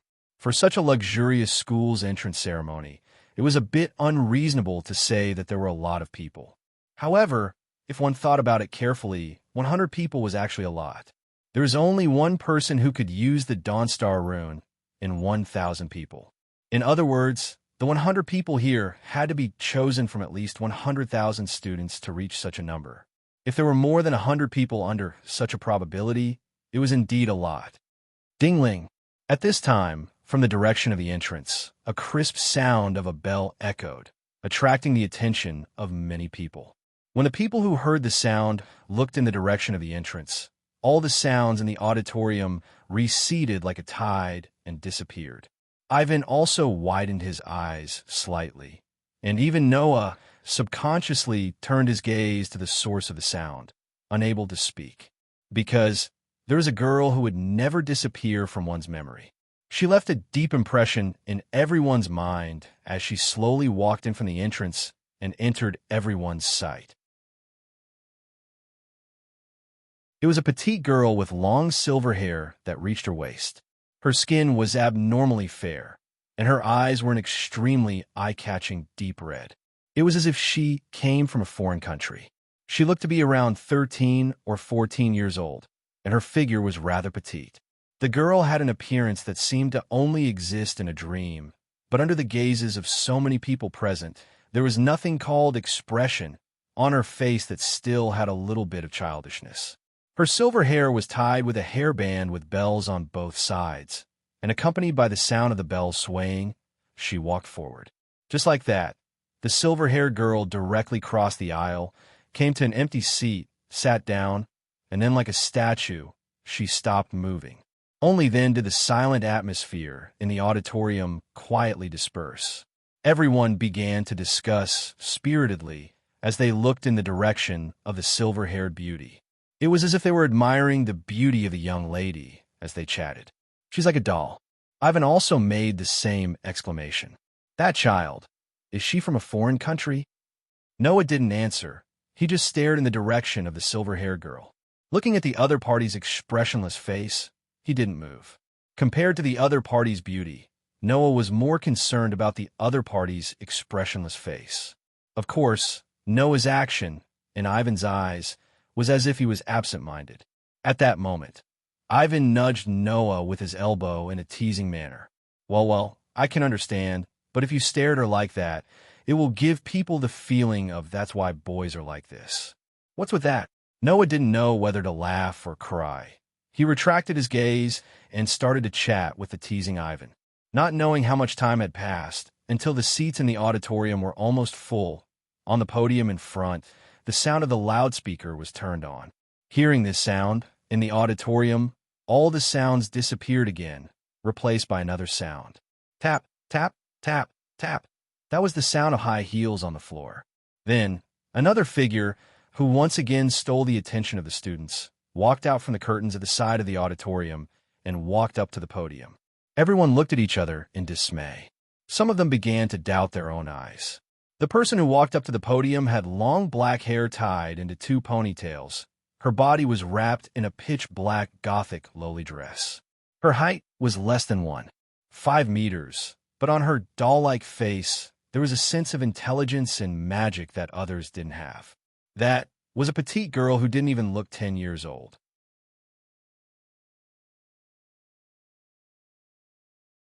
Chapter 187. Looking at the dark and magical little girl slowly walking up to the podium, the group of students seemed to be a little restless. Noah also looked at the little girl who looked like a doll, and his eyes narrowed slightly. He believed that the identity of this little girl was known to everyone present who had read the entrance guide about the director of Haolang Academy. That's right. The little girl in front of him, who looked like she was not even 10 years old, was the director of Haolang Academy. She was a genetic engineering research expert who belonged to the Dawn organization 99 Lunar Nights. In other words, if the students studying in Haolang Academy were all lab rats for research, then this little girl named 99 Lunar Nights was the person who wanted to use all the lab rats here for experiments. In front of everyone present, the director stood on the podium and looked at the many students below. A slightly evil smile gradually appeared on her delicate doll-like face. "Welcome, freshmen, to Haolang Academy. I am the director of this academy, 99 Lunar Nights." Just when everyone thought that the director was going to start the boring entrance ceremony without any nutrition, unexpectedly, the director tilted her head and said this. "Although I would like to thank everyone who came from different places, that will have to wait until everyone has experienced the traditional activity of this academy, this ceremony of qualification." Below, Noah was slightly stunned. Ceremony of qualification? What's that? Not only Noah, but even Ivanley and the students in the auditorium were puzzled. The director seemed to ignore everyone's puzzlement and continued to explain. "First, please confirm the person sitting next to you." "Next to us?" Noah and Ivanley immediately looked at each other. Needless to say, the person sitting next to Noah and Ivanley was each other. Then, the director, who was full of evil, smiled, and her smile became more and more evil. The next sentence directly changed the atmosphere of the entire auditorium. "Then, I would like to invite all new students to immediately battle with the person you have confirmed." What dash? The entire auditorium suddenly burst into an uproar, and astonished voices continuously rang out from all directions. "Duel." Noah and Ivanley, who were still looking at each other, narrowed their eyes at the same time. Ivanley turned his head abruptly to look at the podium, his face full of disbelief. Noah slowly raised his head and looked at 99 Lunar Nights, who was full of evil, with his dark eyes flickering. The director, on the other hand, seemed to not have noticed the commotion and began to explain cruelly. "In the following duels, the winner will be able to obtain the Academy's recognition and become a student of the Academy. The loser will have his Daybreak Star rune removed after the duel. There are no restrictions on the specific rules. Everyone can use the miracle that they have obtained today, Blaze. If the victor isn't decided within 10 minutes, then both parties will be expelled from the Academy." At this point, the petite director seemed to be amused by her own words, and the corners of her mouth curled up. "Of course, you can also choose not to use Blaze, but it must be mentioned here that the so-called Blaze is actually a weapon that materializes the soul through the spiritual power strengthened by the Daybreak Star tattoo. Therefore, Blaze can only cause fatigue and pain to the attacking opponent's spiritual power and will not cause harm to the person's body. However, if you don't use Blaze, then the damage caused will be directly reflected on the opponent's body." However, this sentence was not able to make the crowd of students feel relieved at all. Instead, it aroused their indignation. "What do you mean it won't cause harm? Didn't you say that as long as you have adaptability, you can enter the Academy? Are you lying to us?" Facing the anger of the crowd of students, the girl in black, standing on the podium, smiled indifferently. "Don't forget, this is a school that cultivates combat skills. Everything is to filter out students with strength. If you can't understand this school's way of doing things, then give up on the Daybreak Star tattoo and leave Haolang Academy." The air in the auditorium suddenly froze. Silence dominated the entire auditorium. Ivan clenched his fists tightly, as if he could not comply with this cruel rule. Just as he was about to stand up and say something, the sound of a chair being pushed aside sounded. Everyone's gaze, including 99th Lunar Night, the surrounding teachers, and all the students, all gathered on the youth who stood up. Noah glanced at 99th Lunar Night, turned around, and walked towards the door without hesitation. Seeing this, everyone present understood. Noah had chosen to leave. Seeing Noah leave so decisively, the smile on 99th Lunar Night's face disappeared. She looked at Noah's back and remained silent. "Wait." Ivan, on the other hand, hurriedly stepped forward and grabbed the hem of Noah's clothes and asked anxiously, "What are you doing?" "Ivan." Noah turned sideways and looked at Ivan, who was grabbing the hem of his clothes, with a puzzled expression on his face. "Shouldn't I be the one asking this question? What are you doing? Are you planning to leave?" Ivanley ignored Noah. His grip on Noah's arm tightened as he stared at Noah without letting go. "Is it okay if I don't stay here? Isn't it obvious?" Noah sighed. The chairman already said that I can leave whenever I want. This shouldn't be strange, right? But you'll have the daybreak star tattoo removed. Ivan's face was filled with disbelief. Even if that's the case, it's okay. Ivan. Noah shook his head with a smile, reached out, and patted Ivan's head. I don't know why you have to stay here, but I want to tell you that if you simply want to become stronger, it's okay if you don't rely on the daybreak star tattoo. This sentence caused all the students to widen their eyes in shock. It's okay if you don't rely on the daybreak star tattoo. Isn't that something that can make the human body stronger than humans? On the podium, the chairman also looked at Noah and chose to speak at this time. You mean you want to rely on your own strength to surpass the surpasser? Noah raised his head and looked at 99th lunar night. What's so strange about it? The daybreak star tattoo can give a person a body and spirit that far surpasses a human's. It can also bring a soul weapon, the blaze. That's why it's called a surpasser, which means surpassing humans. 99th lunar night shook her head as if she was mocking Noah's naivety. Normal humans can't have stronger strength than this. Oh, Noah raised his eyebrows, glanced at the expressionless 99th lunar night, and then looked at the surrounding students who were looking at each other. He closed his eyes for a moment and then suddenly opened them. In that case, why don't we carry out another qualification ceremony? As soon as the sentence came out, not to mention the surrounding students, even 99th lunar night was stunned. Another qualification ceremony. Noah curled his lips into a smile, pressed down on Ivan's hand that was tightly grabbing his clothes, walked past Ivan, who was looking at him, and took 2 steps forward, casting his gaze on the teachers standing on both sides of 99th lunar night. Everyone, the teachers of Oling Academy, should also be surpassers, people who have obtained the qualifications to graduate from this academy and are much stronger than normal surpassers, right?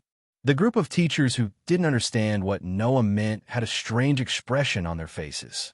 However, Noah's next sentence made the strange expressions on these teachers' faces freeze. I won't use strength that surpasses a human's level. Noah suddenly smiled. So, teachers, why don't one of you come out and use the identity of a surpasser to fight with me? A human? The surrounding students all froze in place, as if they had been petrified, their mouths wide open in shock. Noah, Ivan cried out in shock. The teachers all had an expression of being unable to react, as if they hadn't thought that the spearhead would suddenly turn to them. For a moment, their faces were filled with bewilderment. Only 99th lunar night's doll-like delicate face sank, but her eyes also showed surprise.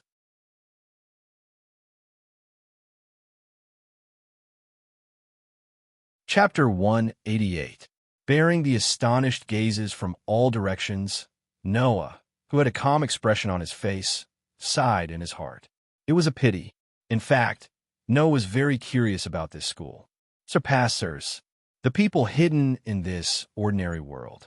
If this was the mysterious side of this world, then Noah didn't mind seeing with his own eyes what kind of power the surpassers in this world had.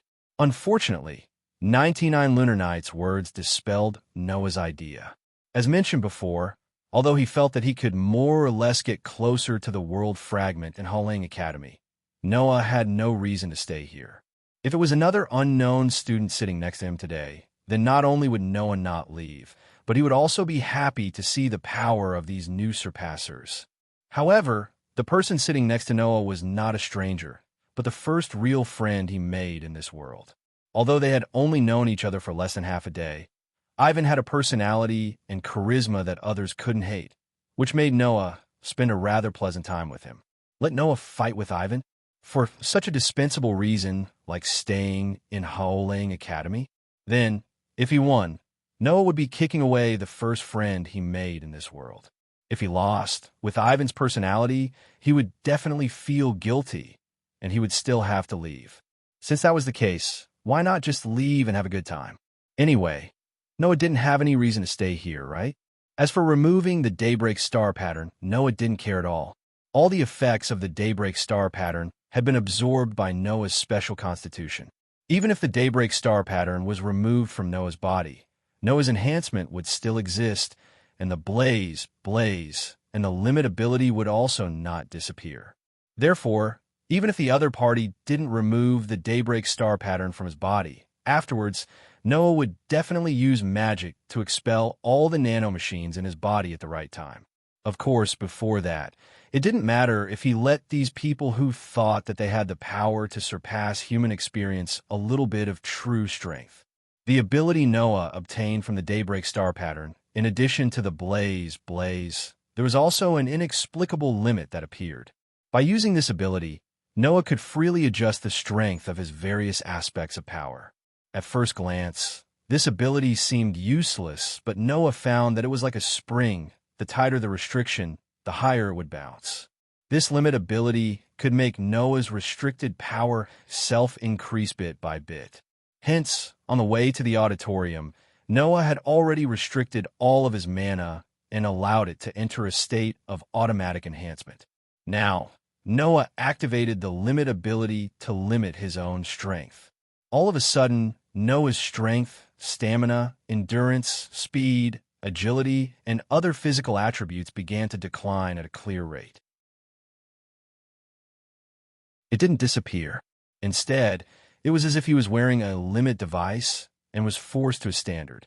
In other words, these powers that exceeded the standard were all sealed in Noah's body, making Noah reach a state where he could only use the strength of an ordinary person. Shaking his arm strength that had decreased to a frightening degree after the limit, Noah looked straight at 99 Lunar Nights on the podium, and the corner of his mouth hooked up. "How about it? Miss Chairman, do you want to see if the power that you said ordinary people can't have can do anything to me?" Noah, Ivan quickly stepped forward. "What are you talking about? How can ordinary people—" Before Ivan could finish his words, 99 Lunar Nights suddenly laughed and interrupted Ivan's words. "Since it's like this, there's no harm in giving it a try."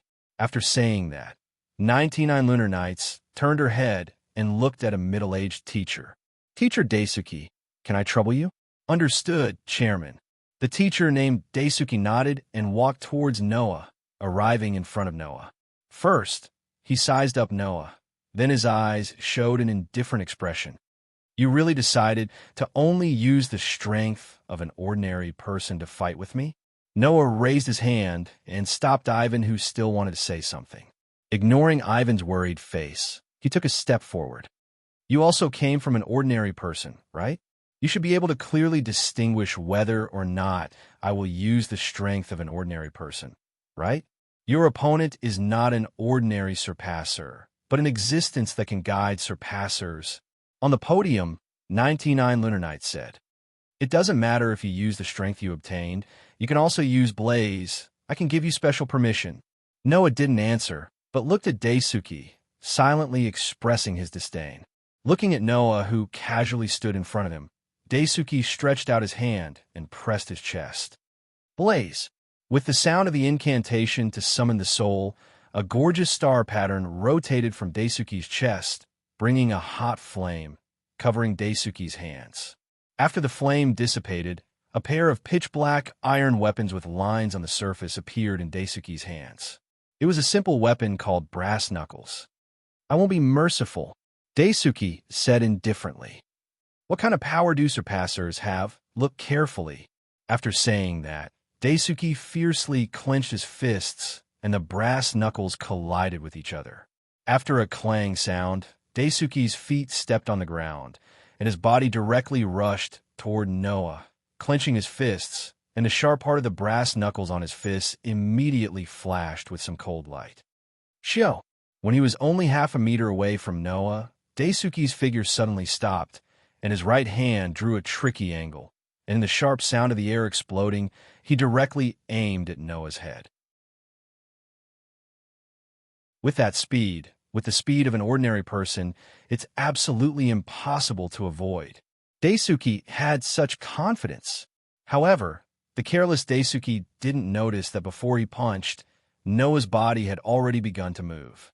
As if he had already expected Daisuke's attack, Noah tilted his head before Daisuke punched. "Ho!" The fist with the brass knuckles immediately made a loud sound, brushing Noah's shoulder and cheek, and swinging in the air. Daisuke's face suddenly changed. At this time, Noah had already raised his palm, fiercely grabbed Daisuke's hand, and kicked Daisuke's knee. Bang! In the midst of the impact, Daisuke only felt pain in his knee, and his body softened, and he involuntarily knelt down. However, before Daisuke knelt on the ground, Noah's body turned, and his back was facing Daisuke, and his hand that grabbed Daisuke's arm pulled hard. In the state of Daisuke's unstable body, he directly carried Daisuke on his back and threw him to the ground. Thus, a standard shoulder throw was displayed in front of everyone. Bang! Go! Without warning, Daisuke was thrown to the ground by Noah's shoulder throw. In the midst of the collision, Daisuke suddenly spat out all the air in his lungs, and he was stunned. As a surpasser, he was actually thrown to the ground by a kid with the strength of an ordinary person. Wow! The surrounding students were in a hubbub. Liar! Ivanli covered her mouth, unable to hide her inner surprise. On the podium, 99 Lunar Knight's expression was slightly dignified, without the slightest trace of evil at the beginning. For the current Daisuke, those noises were like laughing at him, making Daisuke feel like his face was on fire. He gritted his teeth and jumped up fiercely. Before that, Noah once again seemed to have predicted Daisuke's action, and he stepped back to open the distance. Damn it! Daisuke's face trembled slightly, and he gritted his teeth, mixed with a little anger, and rushed toward Noah's direction again. Feeling the other party rushing toward him, Noah narrowed his eyes, looking at the figure of Daisuke who was getting closer and closer, and the corner of his mouth slowly pulled up a cold arc.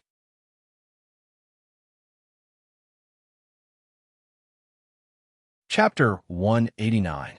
Bang! With a muffled sound, one of the chairs in the auditorium was violently hit by a fist wearing brass knuckles and burst into pieces. Woo! Around them, a group of students screamed and moved away from the area where the two sides were located. Along with the rest of the students, they looked at the confrontation in the center of the field, and for a moment, they were completely dumbfounded. Who? They saw that Daisuke wearing brass knuckles was like a large meat grinder.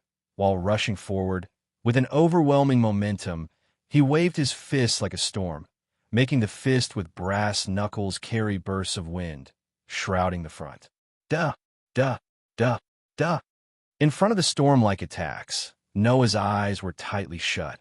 However, it was as though he had a mind of his own.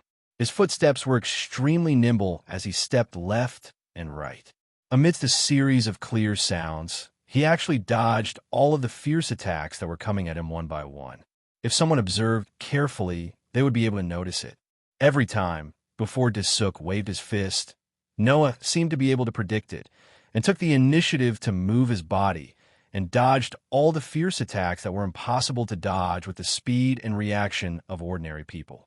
Such a predictive ability can be described as terrifying. Perhaps, in this world, only Noah, who has extraordinary sensing ability and combat experience, can do such a miraculous thing. And Daisuke seemed to have noticed that the reason why Noah, who only exerted the strength of an ordinary person, could deal with him for so long was because of his terrifying predictive ability, and his face couldn't help but show a touch of anxiety, and his offensive became a bit more urgent. However, Daisuke's anxiety made his offensive have a few more flaws, which were caught by Noah, who closed his eyes and observed everything with his superhuman perceptive ability. Bang! Suddenly, Noah, who was like a willow blown by the breeze, who was perfectly dodging Daisuke's offensive, fiercely stepped on the ground and drilled into Daisuke's arms. Daisuke was shocked and quickly wanted to respond. With the power of a surpasser, it was easy for him to react in time and react to it. If Daisuke didn't punch at this time, as if it had been calculated from the beginning, when Noah drilled into Daisuke's arms, Daisuke had already swung his fist.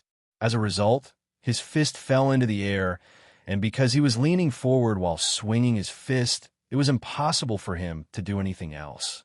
Seizing this moment, Noah drilled into Daisuke's arms, spread out his hand, and suddenly clenched it, grabbing Daisuke's arm that had just punched out. Seeing Noah grab his arm again, Daisuke, who thought that Noah wanted to throw him over his shoulder again, subconsciously grabbed the ground. However, this time, Noah didn't throw Daisuke over his shoulder.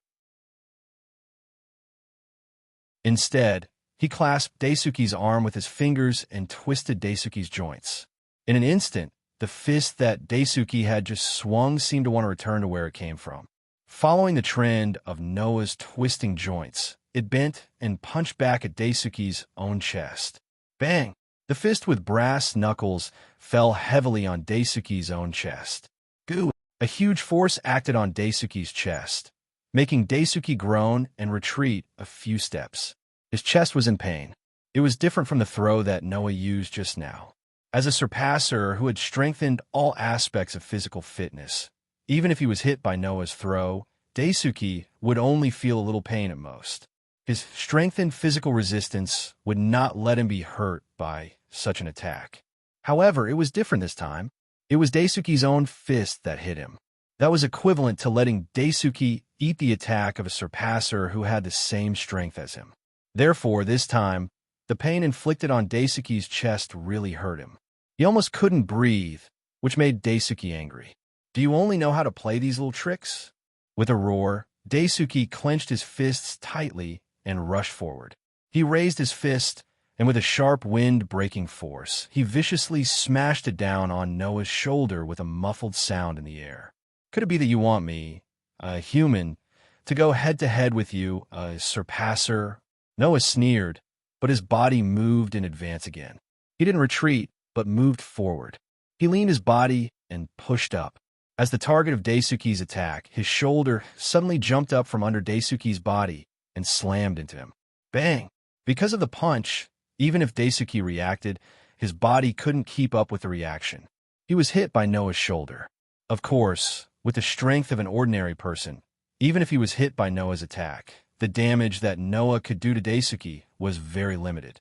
But under this hit, Daisuke's body was slightly floating, and his feet were also off the ground. In the next second, Noah turned sideways, rotated his leg, and threw out a kick, kicking Daisuke's heel heavily.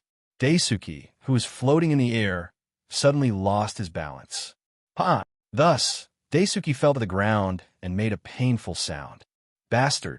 The furious Daisuke straightened his body and wanted to get up from the ground.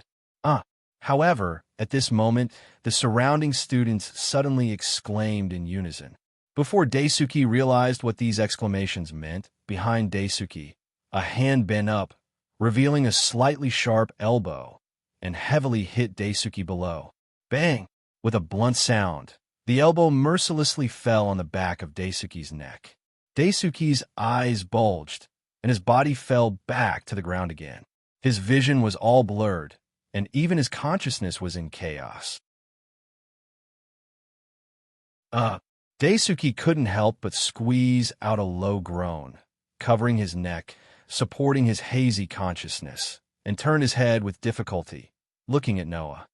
You're really a surpasser. Even if it's the strength of an ordinary person, if the back of the neck is hit, he should have fainted immediately. I thought my judgment was right. Noah looked condescendingly at Daisuke, who was paralyzed on the ground, and pretended to be surprised. Then he narrowed his eyes and suddenly lifted his foot. Of course, if you didn't faint, you'll faint if I hit you again, right? After saying that, Noah's heel was like a heavy iron hammer, bringing along a wind, and fell on the back of Daisuke's neck. Bang! Goo! Daisuke's pair of eyes bulged again, and his face turned white. His vision finally turned from blurred to darkness, and he completely lost consciousness. Chi! The brass knuckles on Daisuke's fist made a soft sound, turned into a flame, and dissipated in the air. Dong! Daisuke collapsed on the ground, his eyes closed, and he was completely unable to move. The entire place fell silent. Looking at Daisuke, who had completely lost consciousness on the ground, the pupils of the surrounding students slowly widened, and after a while, the sound of inhaling cold air constantly echoed. 99 Lunar Nights had closed her eyes, and no one knew what she was thinking. Her face was completely expressionless. Noah, Ivanley could only squeeze out such a call from his throat, but he didn't know what words to use to express the surprise in his heart, so he froze there. In front of everyone present, Noah patted the dust on his uniform, glanced at 99 lunar nights, who closed her eyes and didn't say any words of victory, turned around, and walked towards the door. Wait! At this time, a suppressed roar sounded from behind Noah. I haven't lost yet. Covering his neck, Daisuke, who climbed up from the ground, grabbed a chair next to him like a mad wild bear, rushed towards Noah, and threw the chair in his hand at Noah. The screams of some of the female students rang out. Noah fiercely turned his body, swung his foot, and kicked Daisuke's hand that was holding the chair. Daisuke screamed in pain, his hand loosened, and the chair suddenly flew out. In front of the spinning chair, Ivanley stood there sluggishly.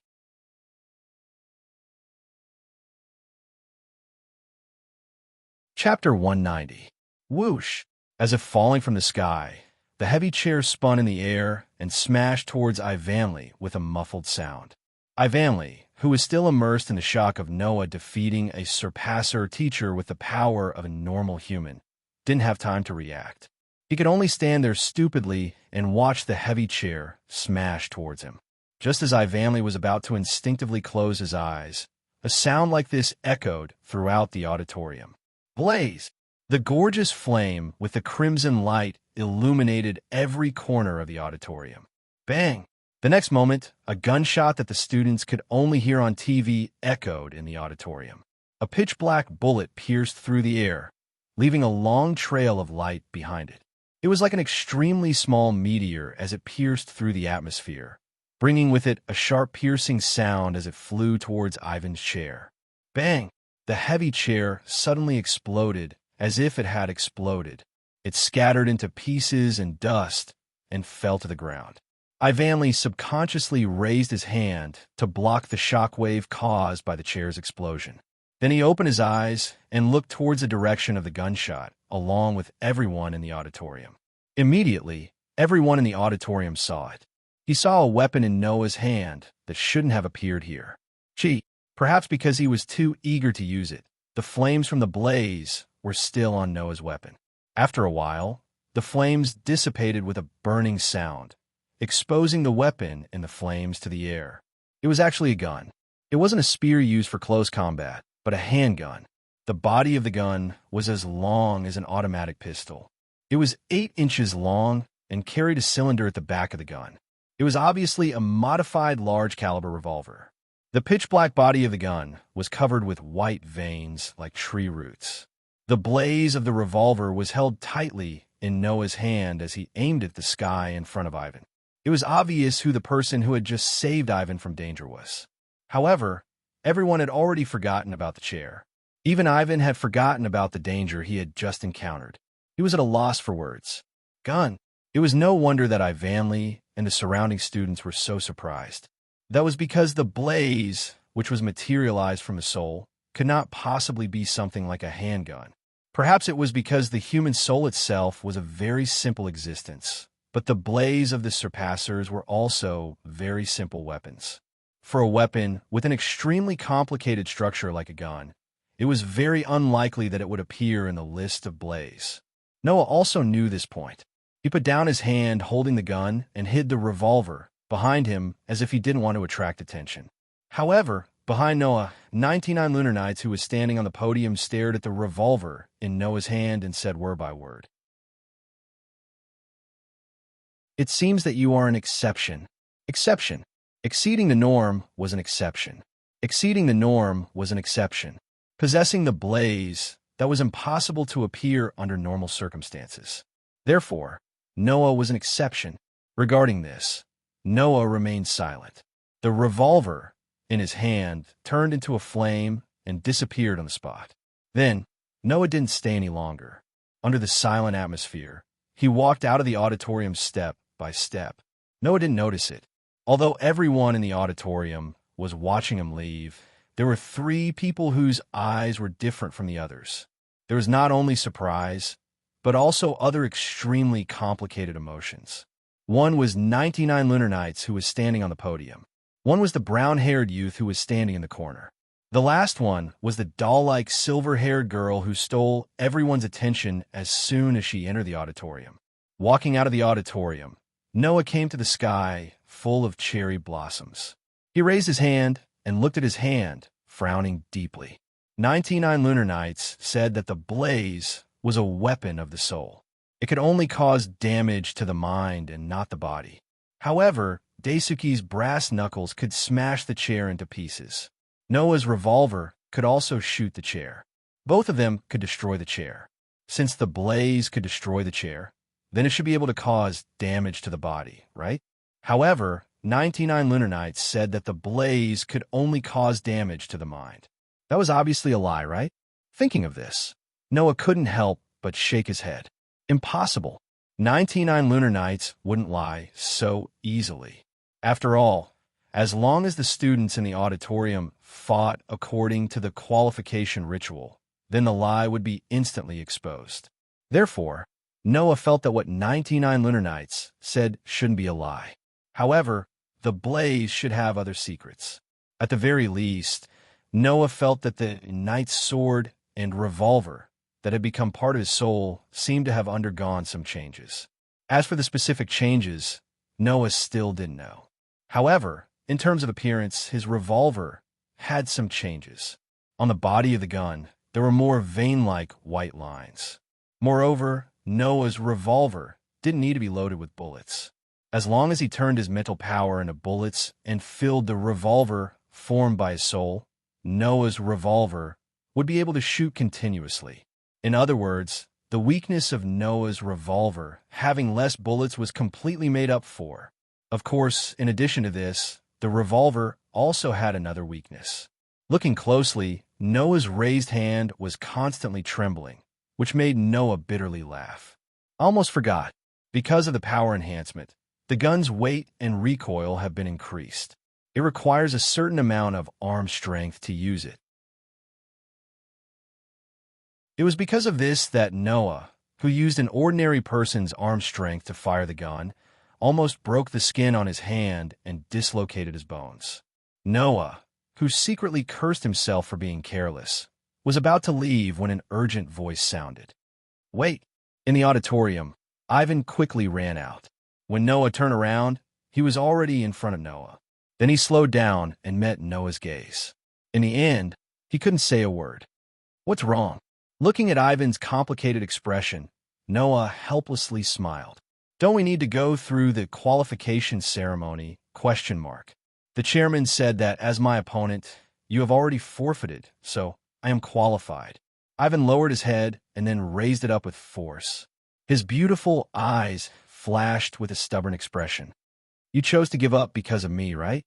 Noah, who clearly saw the stubborn expression in Ivan's eyes, subconsciously wanted to shake his head, but under Ivan's gaze, he couldn't help but dispel the thought and sighed. "Is it important?" "It may not be important to you, but it is very important to me." Ivan took a deep breath and showed a determined expression. "I have something that I want to do no matter what, so I must stay here." "Is that so?" Noah shrugged. "Then haven't you achieved it now?" "But that was achieved by stepping on other people's path." Ivan's voice was slightly dull. "Even if you don't care, I still can't not care." "Then all the more reason for you to pull yourself together." Seeing the determination on Ivan's face turn into pain, Noah couldn't help but reach out and touch her head. "Otherwise, wouldn't my efforts be in vain?" Ivan's mouth slightly opened, but after a while, he pursed it and changed it into a smile. "Sorry and thank you." "Ah." Noah chuckled and nodded. "Good luck." The conversation ended. But at this moment, another voice interrupted. "Can you give me a little time to talk to you?" Accompanied by such a sentence, at the entrance of the auditorium, a girl dressed in black walked over step by step.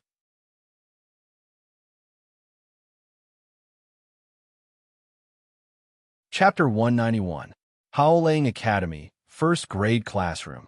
Compared to the luxurious Western-style building outside, Howling Academy's classroom seemed very ordinary. The ordinary here meant that the classroom had an ordinary area and ordinary furnishings. However, The tables arranged in the classroom were not the single tables used in primary and middle schools. Instead, they were long tables for 2 people and were quite wide. At this time, the new students who passed the qualification ceremony gathered in this classroom one by one, each looking for a seat and sitting down. There were about 30 or 40 new students in this classroom. The rest were still being treated because they were injured during the qualification ceremony. Blaze was a weapon formed from the soul, so it could cause damage to the soul. This point had already been confirmed. The proof was that the new students here had more or less received a direct attack from the blaze of their dual opponent, but their bodies had not received any damage, only feeling a bit mentally tired. Thus, most of the new students who were injured had received a direct attack, such as being hit by a punch, which was why they stayed outside to treat their injuries. Among those present, the freshmen who had been struck by Blaze were currently sleeping on the tables with tired faces. A small portion of the freshmen who hadn't suffered any damage had begun to chat and introduce themselves. Not long after, a girl with a ponytail appeared at the door, attracting the curious gazes of many people present. The person who came was Ivanley, who had also been announced as qualified. The students here were all very curious about Ivanley. This was not only because Ivanley was very cute and beautiful, but also because Ivanley seemed to be very familiar with that person in the auditorium. He defeated a surpasser as an ordinary person. Moreover, the person he defeated was a surpasser who was a teacher of Holang Academy. In addition to the blaze of the revolver that should not have appeared, how could a person who gathered so many conditions not receive attention? Unfortunately, that person had already left Holang Academy. Therefore, everyone's curiosity was focused on Ivanley, who seemed to be very familiar with the other party. However, in the next moment, the figure of a person who had also entered the classroom behind Ivan completely stunned the students in the classroom. Soon after, a commotion broke out among them. That person, how could this be? Didn't he leave the academy already? Yes. The person who came in behind Ivan was surprisingly Noah, who was supposed to leave the academy. Ivan seemed to be in a good mood. His beautiful face was full of smiles. After looking around the classroom, he came to the last row and waved cheerfully at Noah, who was still standing at the door. Noah, over here. Seeing Ivanley's cheerful appearance, although Noah was a bit helpless, he still obediently walked over. Under the noises and pointing of the freshmen, he sat down with Ivanley at a table shared by 2 people in the last row of the classroom. Even so, the gazes of the surrounding freshmen were still focused on Noah. Curiosity, surprise, bewilderment, doubt, and other emotions were displayed without any concealment. Seeing this, Ivan evilly nudged Noah with his hand. You're really popular. If it's just being popular, then that's fine. Noah waved his hand carelessly.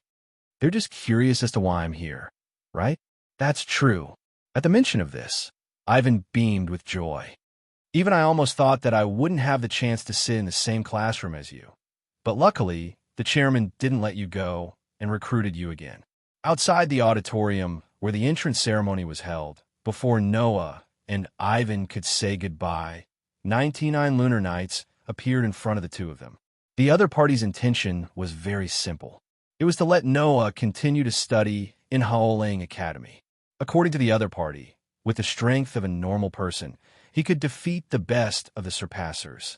Based on the position of the chairman of Holang Academy, 99 Lunar Knights was looking forward to how far Noah could go as a surpasser in the future. Perhaps this was only one of the reasons, because both Noah and Ivan could guess that the reason why 99 Lunar Knights made an exception to let Noah continue to study in Holang Academy was not only because of Noah's future, but also because of Noah's blaze. The exception of the blaze revolver. Because of this, 99 Lunar Knights made an exception and personally appeared to ask Noah to stay. Therefore, when Noah was still considering whether to agree to stay or not, Ivan, with a face full of joy, made the decision for Noah. He nodded repeatedly and helped Noah agree. Noah knew that Ivan was still feeling guilty for leaving, which was why he acted so rudely when he knew that he could stay, but he didn't say anything and let Ivan be happy. After all, although there was no reason for him to stay, at the same time, Noah didn't have any reason to leave either. Originally, Noah chose to leave because of Ivan. Since both of them could stay, then Noah naturally didn't have to leave. Therefore, Noah and Ivan came to the classroom together. Sigh. Noah heaved a sigh. I feel that just entering the school is very tiring. That's true. Even Ivan showed a weak smile. The implantation of the Daybreak Star tattoo at the beginning was already very tiring. And then there's the qualification ceremony. If it wasn't for you, I would still have to fight. The first day is already so tiring. I'm scared just thinking about the future.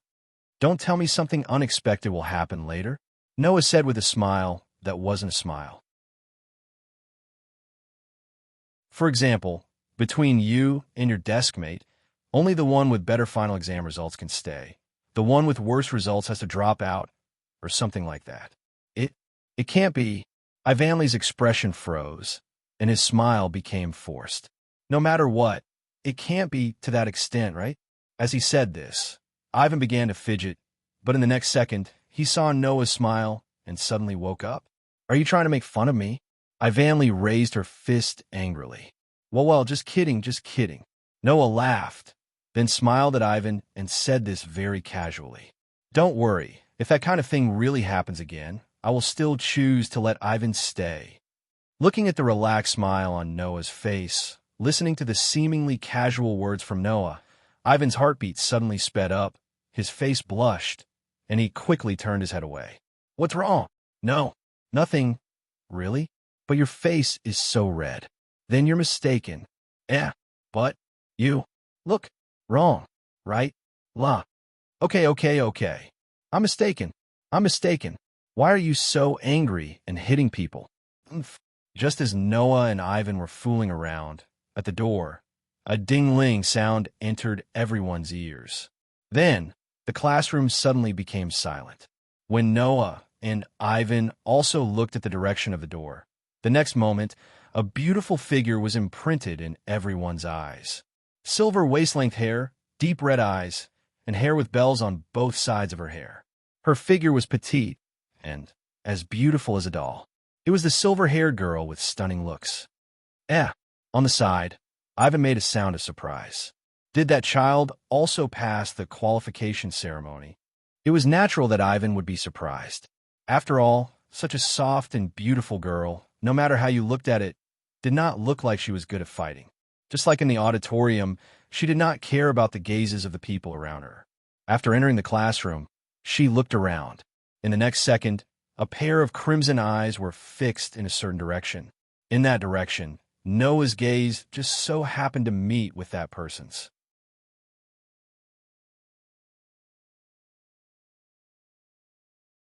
Chapter 192. Separated by a classroom, Noah and the young lady's eyes met.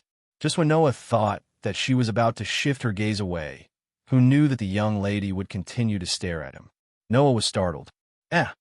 Ivan blinked and looked at Noah strangely.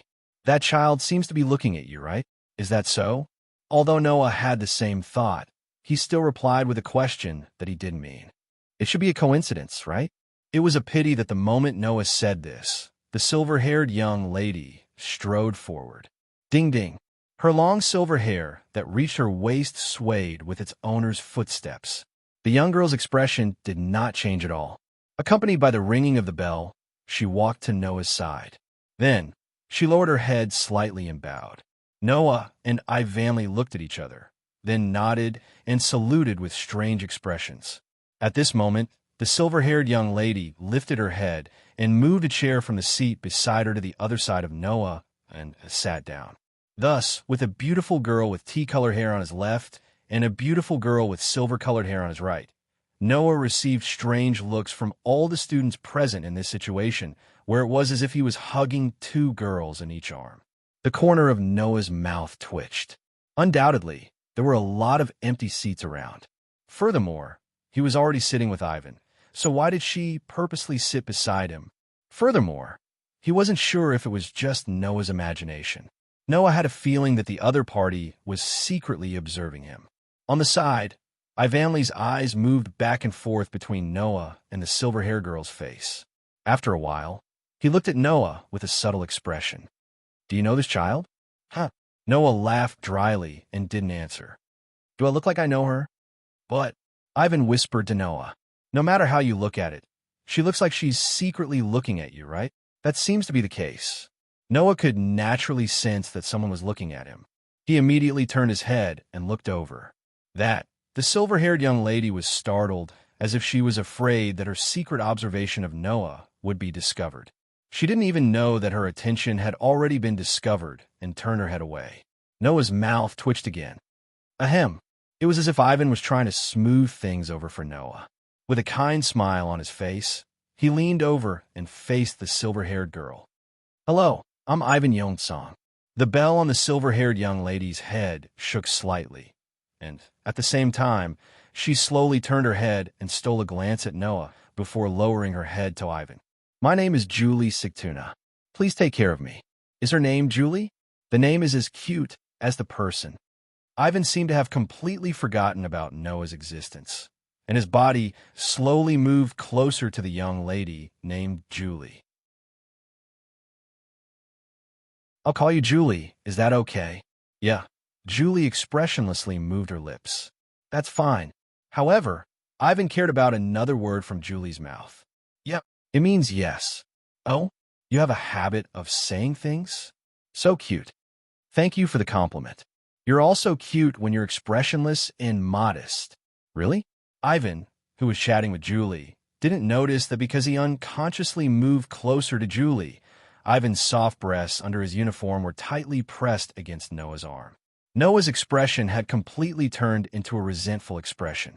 While Ivan and Julie were chatting, in fact, it was just Ivan talking as if they were close, and Julie only responded. He was under the gaze from all directions, and he felt his head start to hurt. Sure enough, staying in this school was a wrong decision. When Noah started to feel uncomfortable, the students who finished the treatment slowly walked into the classroom with exhausted expressions.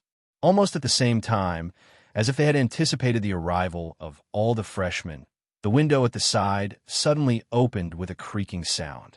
Hello, hello, a coquettish voice, accompanied by the sound of the window being opened, echoed together.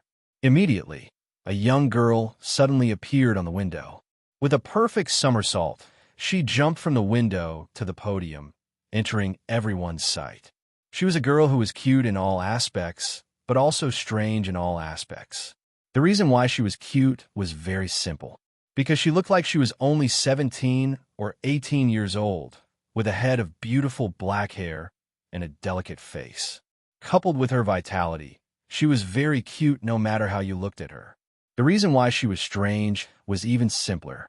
She was wearing a maid's outfit, and on her head was a pair of rabbit ears. Such a cute and strange girl stood on the podium. She didn't care about the fact that she might be exposed under her dress, and straightforwardly struck a pose. Nice to meet you. I'm Moonlight Glass Rabbit. I'm everyone's class teacher. Please affectionately call me Teacher Little Rabbit. The coquettish and cheerful voice unsurprisingly made everyone, including Noah and Ivan, except for the expressionless Julie, who couldn't tell what was on her mind, stunned. They didn't know how to react. No matter who it was, they would be stunned, right? A girl who was at most 17 or 18 years old suddenly popped out and said she was the class teacher. Not to mention, her unique entrance, unique coquettish voice, and unique clothing would make people subconsciously stunned. Not to mention, all the girls who called themselves Moonlight Glass Rabbit were gathered here. Oh. Then, Teacher Little Rabbit's, still self-proclaimed, gaze swept over Noah and let out an extremely exaggerated sound of surprise. Full of vitality, she reached out her hand and pointed at Noah. Found it. You're the exception, right? After saying that, Teacher Little Rabbit made a thump, jump, sound effect, fiercely jumped into the air, and landed on the table in front of Noah. Lying down, she said with a smile. Teacher Little Rabbit, I also saw the battle where you defeated Daisuke-sensei. How should I say it? You're really amazing. Although Daisuke-sensei is only at the level of rank 3, but you can use the strength of a normal person to defeat a rank 3. Teacher Little Rabbit, I almost fell for you. Ivanley and Julie had completely shut down and were unable to react. The corner of Noah's mouth twitched, and when he felt that even his head was starting to hurt, he faintly sighed and asked Teacher Little Rabbit, who was close by, "What's rank 3? You don't know?" Teacher Little Rabbit's eyes widened in surprise, but in the next second, as if it was a play, she giggled. "It's the Daybreak Star rune implanted in your body. It's also divided into levels," Teacher Little Rabbit said as she put her hand in front of Noah and stretched out a finger, making a 1 gesture. "The Surpasser, who has just been implanted with the Daybreak Star rune, is rank I, which is your current level. The Surpasser can also continuously train themselves so that their body and spirit can be strengthened faster than ordinary people. At the end of the semester, the school will arrange a ceremony called Sublimation Ritual to let you upgrade your level. If your body and mind are fully trained, you can successfully upgrade, and your body and spirit will once again be strengthened beyond imagination." Noah's eyes couldn't help but light up. He can continue to be strengthened? Then wouldn't his body, spirit, and magic be strengthened again? "Well, because you're super excellent. The news that the chairman made an exception and allowed you to enter the school has already spread." Teacher Little Rabbit jumped off the table full of spirit, stuck out her tongue at the surrounding students, and made a cute expression. "So, you'll have a super strong classmate in the future, so don't be defeated." After saying that, Teacher Little Rabbit returned to the podium. "Then, let's first make the necessary explanations." By the way, Teacher Little Rabbit returned to the podium by jumping.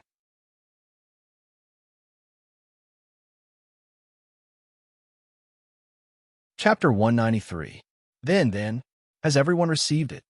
With a tone so sweet that it gave people goosebumps, Teacher Little Bunny ran back and forth in the classroom like a real rabbit. Everyone seemed to be used to this crazy rabbit. They looked at the things in their hands, which were the student handbook, student ID card, and dormitory guide. As for the school rules and dormitory regulations, you can read them yourself in your free time. The student ID card can be used as a credit card. There will be a monthly allowance of 100,000 yen for everyone to use. Everyone, please don't lose it. 100,000 yen. In the classroom, the students' exclamations rang out one after another. 100,000 yen of living expenses every month. Not to mention a student's living expenses, it was more than enough for a family's living expenses. Noah, who didn't pay much attention to this, clearly saw that when Ivanley heard that there would be 100,000 yen of living expenses every month in the student ID card, his hand holding the student ID card tightened. Ignoring the surrounding gazes, he stood up and asked Teacher Little Bunny with a serious face, "Teacher, can the school send my monthly living expenses back home?" "Send it back home?" Noah's heart moved. He glanced at Ivanley and saw the serious expression on Ivanley's face. Teacher Little Bunny seemed to be startled, but then she pressed her fingers against her cheeks and smiled cutely. "This is a problem that the previous students haven't mentioned. You can apply to the school yourself. There shouldn't be any problem." The serious expression on Ivanley's face suddenly melted. He sat down with joy from the bottom of his heart. He held the student ID card and solemnly put it into his arms as if it was a treasure. "Then, please listen to me carefully." Teacher Suki clapped his hands and gathered the attention of all the students in the classroom. "In our academy, there is a so-called tripping double blade partnership system. That is a system where two people are paired up to carry out various types of training and development. Therefore, the academy has a requirement. Until the end of this week, everyone has to work hard to decide on an official partner. Of course, if everyone is unable to make a decision by then, we will arbitrarily let the remaining people partner up. At that time, you won't be able to make your own choice. By the way, don't casually choose your partner just because you look down on the tripping double blade system." Teacher Little Bunny blinked. In order to deepen the understanding between tripping double blade, the school hopes to let a group of tripping double blade spend all the time together as much as possible. That is to say, people who become tripping double blade will not have the opportunity to act separately in the school life in the future, even the dormitory. Hearing Teacher Little Bunny's words, in the classroom, many of the students who were still thinking that it was not essential suddenly became serious. This is a very serious matter. Ivanley also seemed to be seriously thinking about it. Even the dormitory is the same. It's best if it's someone who can get along well. Otherwise, life here will really become very difficult. Noah, on the other hand, rubbed his temples in distress, feeling more or less put in a difficult position. It was not that Noah was dissatisfied with having to have a daily and non-daily partner, nor was it that Noah wanted to be a Lone Ranger. In fact, Noah was not without experience in this aspect. When he was a child, when he was still in Fairy Tale, Noah went on missions with Alusha, Mira, and Lysana more than once. In the world of the Black Bullet, the police also acted as partners in pairs. Although Noah had never seriously chosen a partner, in order to let the cursed child in Fairy Tale cooperate better with his partner in battle, this topic was added to the usual training by Noah. While teaching the children, he also learned a lot. Therefore, for the two of them to act as partners, Noah did not have any difficulties. However, this world was still a completely foreign world to Noah. Other than Ivanley, Noah did not even have a friend that he could talk to. Just like Ivanley said, if they didn't get along well with each other, they would definitely have a hard time if they form a partnership. If possible, Noah also hoped that he could have a partner that he could get along with. In that case, just the aspect of living together would be a lot better. In a week's time, in such an environment where he basically did not know anyone, would he be able to find a partner that he liked? Noah was distressed in this aspect. In the next moment, this distress was immediately shattered by Teacher Little Rabbit's words, and it reorganized and changed into another distress. The official double tripping blade will be determined on the weekend. At that time, the dormitory will also be adjusted so that the two people who are double tripping blade will live together. Before the weekend, everyone will form a temporary double tripping blade and live together for a week. Teacher Little Rabbit said with a mischievous smile. Moreover, that smile was directed at Noah. Seeing this smile, Noah's heart suddenly filled with an ominous premonition. It turned out that this premonition was completely correct. So then, since it is a temporary double tripping blade, I will decide who you should be temporary partners with. Teacher Little Rabbit jumped up and said such a sentence word by word. Until the official double tripping blade is decided, everyone will temporarily form a temporary double tripping blade with your desk mate. When these words came out, Noah did not know how others would react. Noah only knew that at this moment, his face completely stiffened and became very ugly. My desk mate. At the same time, Ivan also reflexively turned his head and looked to his side. When he saw Noah's stiff face, his delicate face suddenly became very interesting. Hey, hey, hey, hey, hey, hey. Screams, very quickly, resounded throughout the classroom.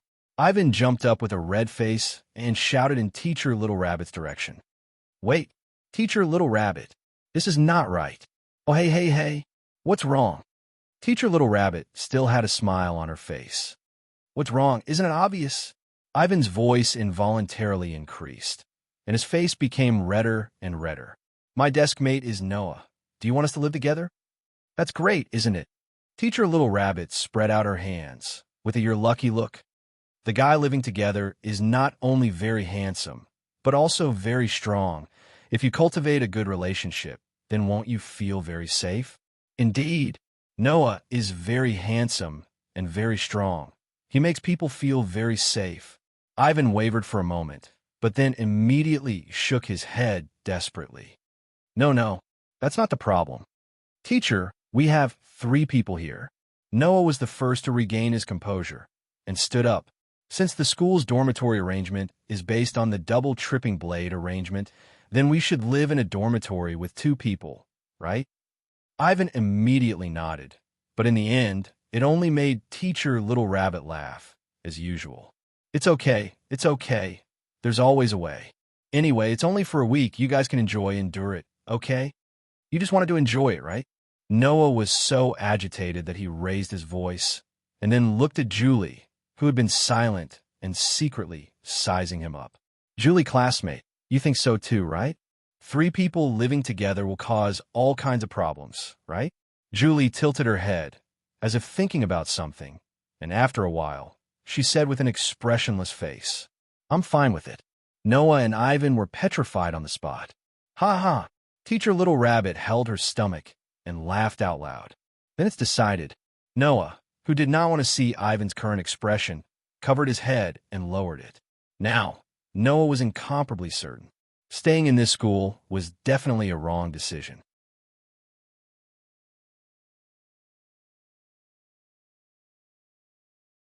Chapter 194. Wow, Julie's skin is so white. Ivan's is also very white. It's much worse than Julie's. But Ivan's here is bigger than mine. Really? Don't touch. Listening to the unsettling sounds coming from the bathroom, Noah, who was sitting at the small round table, held a cup of tea with a bitter expression. Undoubtedly, it's a double room. Why did I have to squeeze in? What's going on with this school? At this time, Noah returned to the dormitory room assigned to him, Ivan and Julie. It was already dark outside. The fluorescent lights in the dormitory released light, illuminating the room that was supposed to be 2 people, but now 3 people were squeezed in. The dormitory in the school was not bad. Not to mention the relatively large area. The room was not only equipped with a bathroom, a hot water cooker, a TV, and a small round table, but also standard dormitory beds. Without looking at the bunk beds, it was not a problem for 3 people to squeeze into such a room. But if there were 1 boy and 2 girls among the 3 people, it would be a big problem. Of course, this was not the most important thing. The most important thing was that except for Noah, the other 2 girls were not only extremely beautiful girls, but also, although one was shy, because of her cheerful and talkative personality, she quickly forgot to guard against him. The other one was even more exaggerated. She did not have the slightest intention of guarding against him. The evidence was that Noah was clearly in this room. In the bathroom, Ivan and Julie were still having a great time.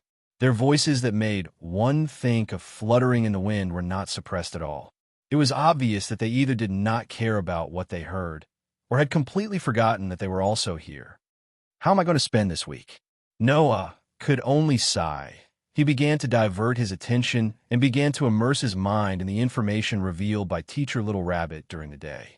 Rank? Daybreak Star Pattern also has ranks. This was something that Noah only found out today. Not only Noah, but also the new students in the school did not seem to know until today. Noah couldn't help but become very interested in this.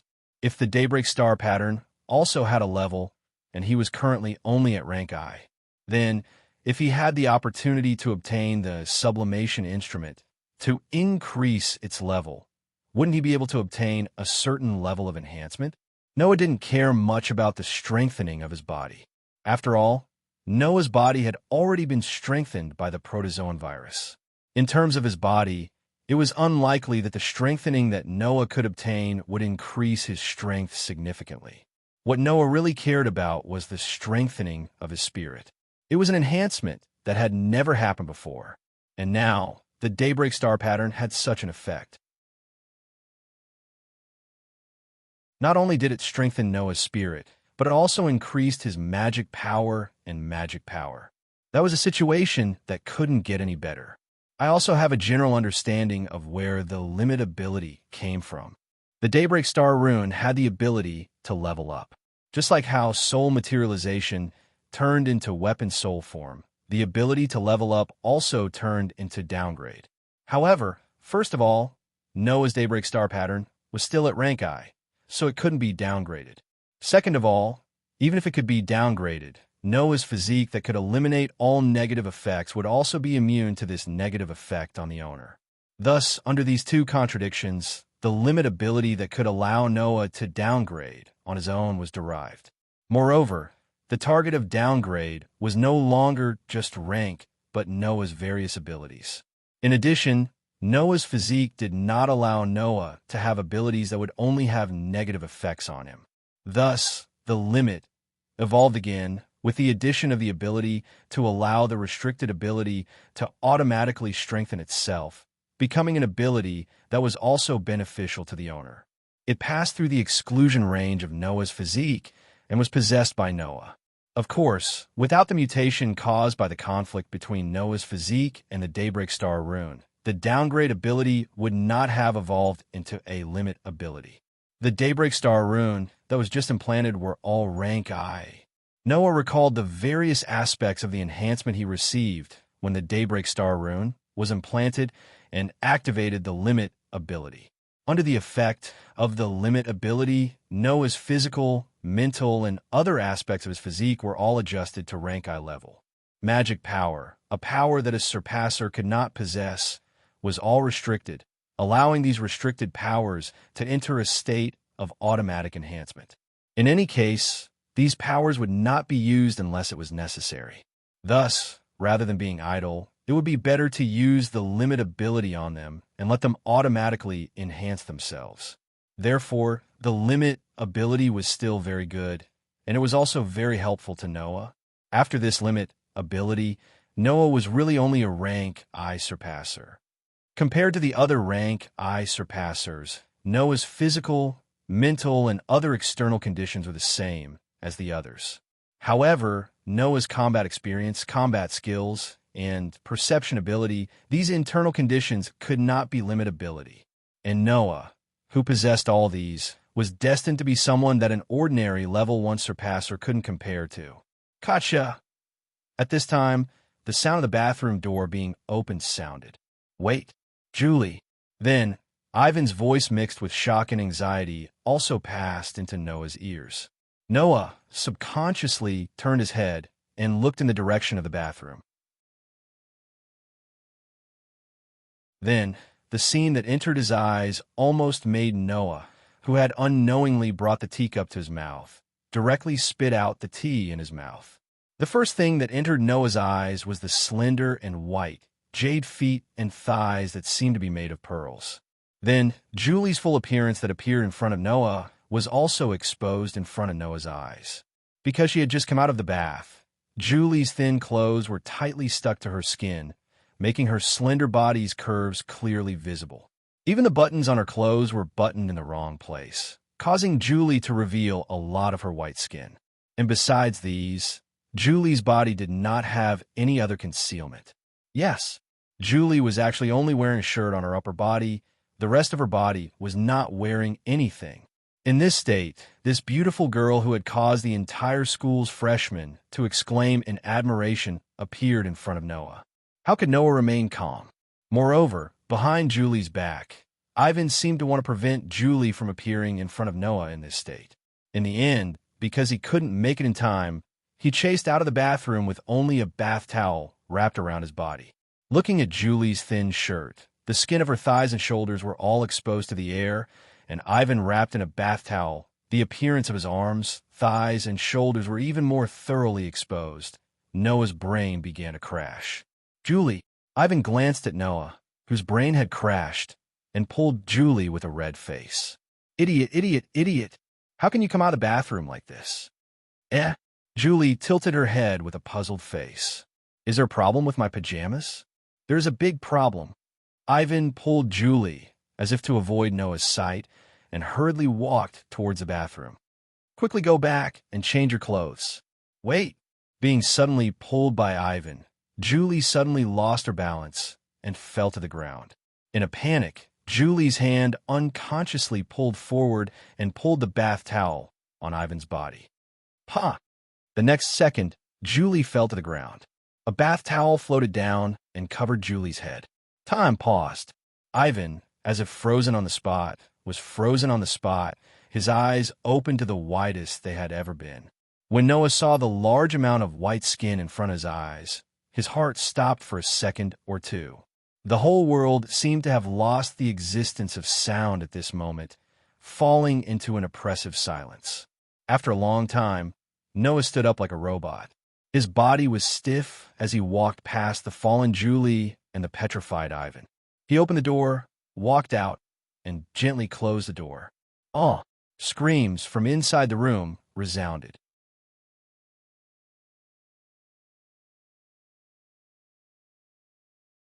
Chapter 195. There was no distinction between men and women in the dormitory of Haolang Academy. Whether it was the male dormitory or the female dormitory, although they were not close to each other, they were still in the same building. When entering through the dormitory door, the first place the students arrived at was the common lounge of the dormitory students. There, not only were there luxurious items such as televisions, tables, chairs, and even sofas, but there were also magazines, comics, and games on the bookshelves in the corner for entertainment. In addition, snacks and drinks were also self-service.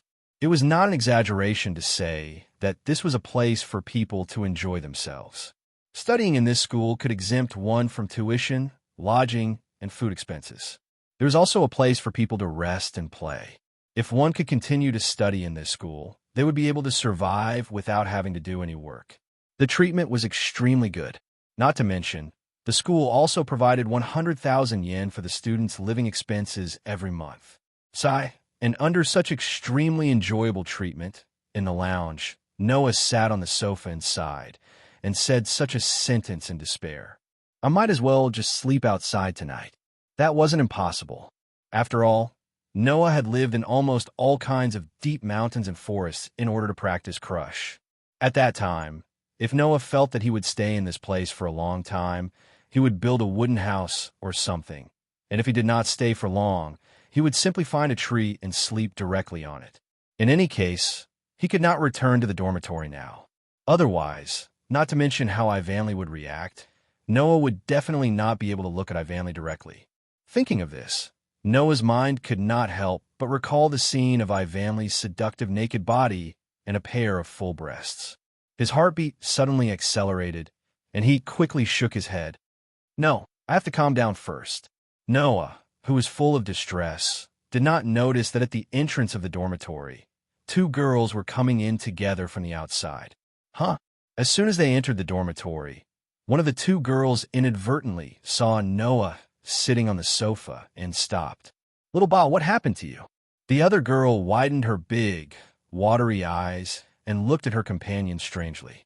Then, she followed her companion's line of sight and turned to look at Noah. Isn't that? The young girl called Little Ba nodded. After a moment of silence, she said, Yeah, I'll go over first. You can go back first if you want. As soon as she finished speaking, the girl named Ba didn't wait for the girl she called you to respond. She impatiently lifted her feet and walked towards Noah. Wait, Little Ba. The girl named you finally reacted and hurriedly followed him. Noah, who was agonizing over whether to go out for the night or to go back later, sensed a commotion not far away. He raised his head and looked ahead. He saw two young girls approaching him. They were two very unique young girls. The one walking in front of Noah was a young girl with long, flowing black hair. She didn't hide her destination at all. Rather than saying she was cute, she was more like a beautiful young girl. Not only did the young girl have a beautiful figure, she also exuded a mature and awe-inspiring aura. She gave people the feeling that although they were playmates of the same age, she was an adult. Coupled with her heroic figure, her presence was unusually strong. Walking behind the heroic young girl, who seemed to be chasing after the former in a panic, was an existence that contrasted sharply with the other girl. She was a petite girl with a somewhat childish look on her face. Her hair was cut to her shoulders and seemed to have been tied into two small braids in front of her. She was different from the other girl who exuded an awe-inspiring temperament. Her entire body was filled with a delicate feeling that made people involuntarily want to protect her. However, this young girl also had a presence that others couldn't ignore. Her presence wasn't the same as the former's, but a pair of extremely eye-catching, full and round breasts. Undoubtedly, her figure was more delicate and petite than the average person, but her round breasts were not only bigger than Ivan's, they were even far above those so-called adults. From Noah's point of view, among the people he knew, only Mira and Mugung could compare to her. Noah also knew these two young girls. They had entered the school today like Noah, and they had introduced themselves in the classroom. They were Noah's classmates.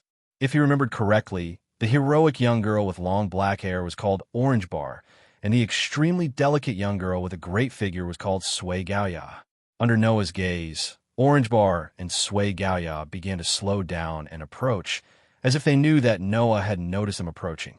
However, Orange Bar still walked toward Noah confidently, and only slowed down slightly. Sui Gaoya, on the other hand, hid behind Orange Bar as if she was a little scared. She followed Orange Bar and walked in front of Noah. Hello. Orange Bar didn't lose his heroic spirit, but also didn't lose his manners as he nodded at Noah. I'm Orange Bar. I still remember the names of my classmates. Noah scratched his cheek. As for me, I don't think I need to introduce myself, right? Of course, even if I want to forget you, it should be very difficult. Orange Bar smiled bitterly and shook his head. I'll call you Noah. Is that okay? Of course. Noah nodded, and then turned his gaze to Sui Gaoya, who was hiding behind Orange Bar. You're Sui Gaoya, right? Yeah. Sui Gaoya seemed to be frightened. Her pretty face turned red, and her body shrank behind Orange Bar. Noah looked at Orange Bar with a puzzled expression. I'm sorry, you only went to a girls' school before, so she's not good at dealing with boys. Orange Bar lowered his head and apologized to Noah. Please don't mind. You're too polite. This time, it was Noah's turn to laugh bitterly. No matter what, you should sit down first. It's better to talk this way, isn't it? Then we won't stand on ceremony. Orange Bar took Sui Gaoya's hand and sat down on the sofa opposite Noah. Putting Tachaba aside for the time being, when Sui Gaoya sat down, the pair of round breasts in front of her chest that had a strong sense of presence jiggled up and down uncontrollably, causing Noah to involuntarily glance over. After pausing for less than a second, he hurriedly shifted his gaze away and silently cursed himself. There was no helping it. Ivan's naked body was too stimulating, and it happened not long ago. It made Noah inexplicably pay attention to this aspect. At that moment, Noah deliberately coughed and asked suspiciously, Is there something you need from me? It should be considered a busybody. Orange Bar sized up Noah and said, You seem to be very distressed just now. Is that because of your roommates? There's nothing to hide. Noah's face turned bitter, and he sighed again. Or rather, it would be strange if you weren't distressed when two of your roommates are the opposite sex, right? That's true. Orange Bar said awkwardly and somewhat approvingly. I just want to ask, is there anything I can help with? Help, Noah said with a somewhat uncertain tone. Do you want to help me? I'm indeed a bit of a busybody, right? Orange Bar nodded heavily with a serious expression on his face. However, young men and women living in the same room is a bit worrying. Noah's face was suddenly filled with a strange expression, and he laughed awkwardly. Although I can roughly guess what you're worried about, we just met today, and I don't ask you to believe me. However, if it was a man and a woman who were both alone, then it would be a different story. But there are two girls in my room, so it's impossible to make a move on two girls at the same time, right? That's true. Orange Bar lowered his head with an embarrassed expression. But Sui Gaoya couldn't help but laugh out loud. When she realized that Noah was looking at her, her pretty face turned completely red. She hid her face in Orange Bar's arms, and after a while, she secretly raised her head and quietly sized up Noah. Seeing Sui Gaoya's performance, Noah didn't know how to react. In the morning, Julie had been secretly observing him from the side, and now it was Sui Gaoya's turn. His school life was really tough.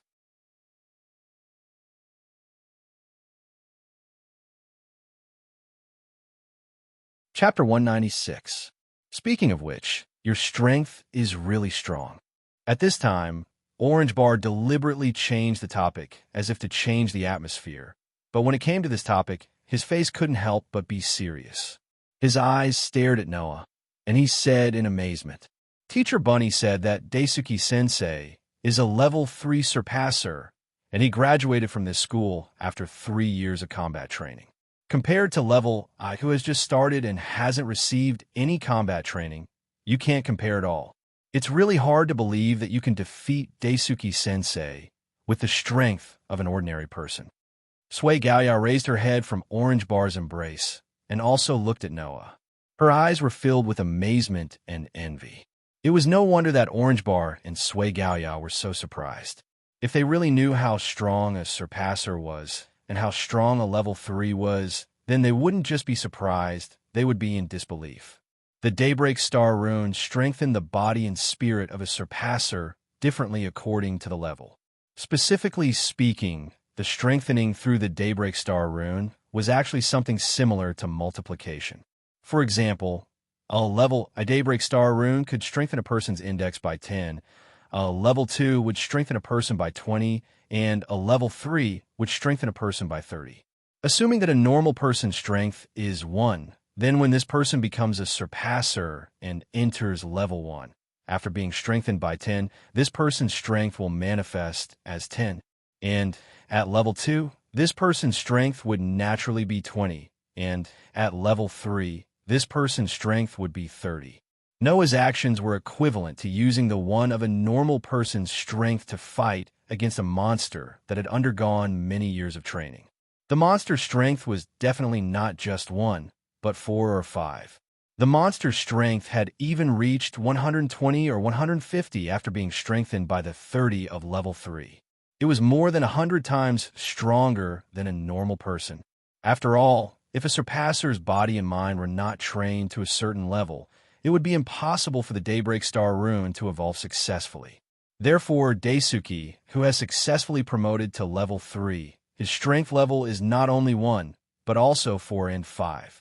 Under such circumstances, multiplied by level 3 by 30, wouldn't that be 120 and 150? To be able to defeat someone who was more than 100 times stronger than him in terms of strength, speed, agility, reflexes, and so on, was it not shocking enough? To be able to defeat such an opponent, your martial arts and combat experience have shocked me greatly. Orange Bar's eyes were filled with sincerity as he sighed. I have also practiced martial arts for many years. I thought that I would be considered quite strong among my peers, but compared to you, I am like a child. Noah, who originally had a nonchalant expression on his face, became slightly interested. Had he practiced martial arts as well? My family runs a dojo. Orange Bar nodded. The Orange School of 18 Arts that I belong to is a famous school that focuses on ancient martial arts and incorporates various other martial arts. Therefore, I can see how shocking the skills you used in the battle that day were. If possible, I really want to spar with you. Saying so, Orange Bar's face also showed an unconvinced expression. Obviously, he was not just saying it, he really wanted to do it. Little Bar? Sui Gaya called out worriedly. On the other hand, Noah glanced at Orange Bar, whose face was full of unconvinced and awe-inspiring, with some surprise, and then suddenly smiled. This school is a school that cultivates combat skills. I believe that there will be plenty of opportunities to spar with classmates. That's true. Orange Bar was also eager to give it a try. That's really exciting. With amazing combat skills and combat experience, and being able to defeat level 3 at the level of an ordinary person, and now, with level 1 enhancement, how strong is Noah? This was something that Orange Bar especially wanted to know. He believed that this was something that the others who knew about Noah's deeds also wanted to know. However, if these people knew of Noah's true strength after the limitation was lifted, what kind of reaction would they have? Thinking of this, Noah could not help but laugh. Although the Daybreak Star rune's enhancement to the human body existed in the form of multiplication, Noah knew that there was a limit to it. Otherwise, how could Noah's body, which had been strengthened to a frightening degree by the level 1 virus, only grow by a negligible degree after being strengthened to 10 times by the level 1 virus? Therefore, once a surpasser trained their body and spirit to the extent that even the Daybreak Star rune could not strengthen them, then the Daybreak Star rune would also be completely helpless, right? Of course, that was something that an ordinary person could not do. Noah could only be considered an anomaly. Next, Noah and Orange Bar began to discuss martial arts and combat. Sui Gaoya, who could only watch Noah and Orange Bar communicate, sat obediently at the side, secretly sizing up Noah's slightly determined face, her pair of watery eyes flashing slightly. Katja! Gently opening the door, Noah poked his head in from outside and looked into the room. About an hour had passed since the lights-out time, so there was naturally no light in the room, but only a dim light. Noah listened carefully for a while, until he heard breathing sounds coming from inside the room. Only then did he breathe a sigh of relief. He tiptoed into the room and very carefully closed the door. His actions were like that of a thief, making Noah feel a headache. Going back to my own room like a thief, what the hell is this? With this kind of thoughts that could easily make people feel helpless, Noah walked into the room and looked at the direction of the bed. At this time, the two girls who were Noah's roommates were already deeply asleep on the bottom bunk of the bed that was divided into two bunks. Julie was still wearing the white shirt. Her white thighs were directly exposed to the air, her body was on the side, and she slept very soundly. Beside Julie, Ivanley was wearing a set of pajamas with floral patterns. The style of the pajamas was a combination of very ordinary clothes and pants. Who knows if it was because he considered that there was a girl in his roommate, so he chose such a conservative style. He hugged Julie and let out rhythmic breathing sounds. Looking at the sleeping faces of Ivanley and Julie, Noah couldn't help but smile and took off his uniform jacket.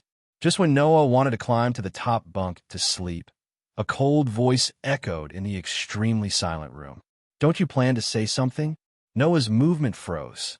On the bottom bunk, Ivanley, who was hugging Julie, stared at Noah with a pair of gem-like eyes. Although her face was a little red, there was no shyness in her eyes, only anger. "I thought you were going to sleep somewhere else tonight." Noah laughed dryly, then immediately sighed as if he gave up, and his body relaxed. "If apologizing can solve the problem, I don't mind doing it. I didn't ask you to apologize."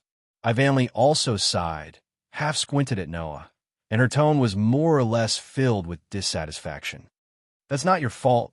Don't worry, I won't blame you, but—" Ivanley's pretty face was a little redder, and she stuttered. "No matter what you saw, you have to forget it." "Forget? If I could forget, why would I be so worried?" Noah could only yell this in his mind, and made a gesture of surrender. "I should be the one saying this. If Ivanley can forget what happened today and get along with me like before, I'll be very grateful." "That's good." Ivanley turned her head and hugged Julie. "Good night." Seeing that Ivanley didn't bother him anymore, Noah admired Ivanley's generosity, and, at the same time, he spoke softly. "Good night." Not long after, Ivanley once again breathed rhythmically. Looking at the sleeping Ivanley and Julie, who were as cute as a doll, Noah smiled after a while. "I wish you all sweet dreams."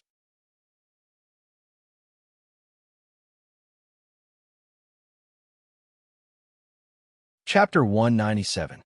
Chirp, chirp, chirp, chirp. When the morning birds chirped and the soft sunlight shone into the room through the gap in the curtains, Noah woke up from his sleep. Not sure if it was because of the change of environment, Noah woke up earlier than usual. After rubbing his black hair, he sat up.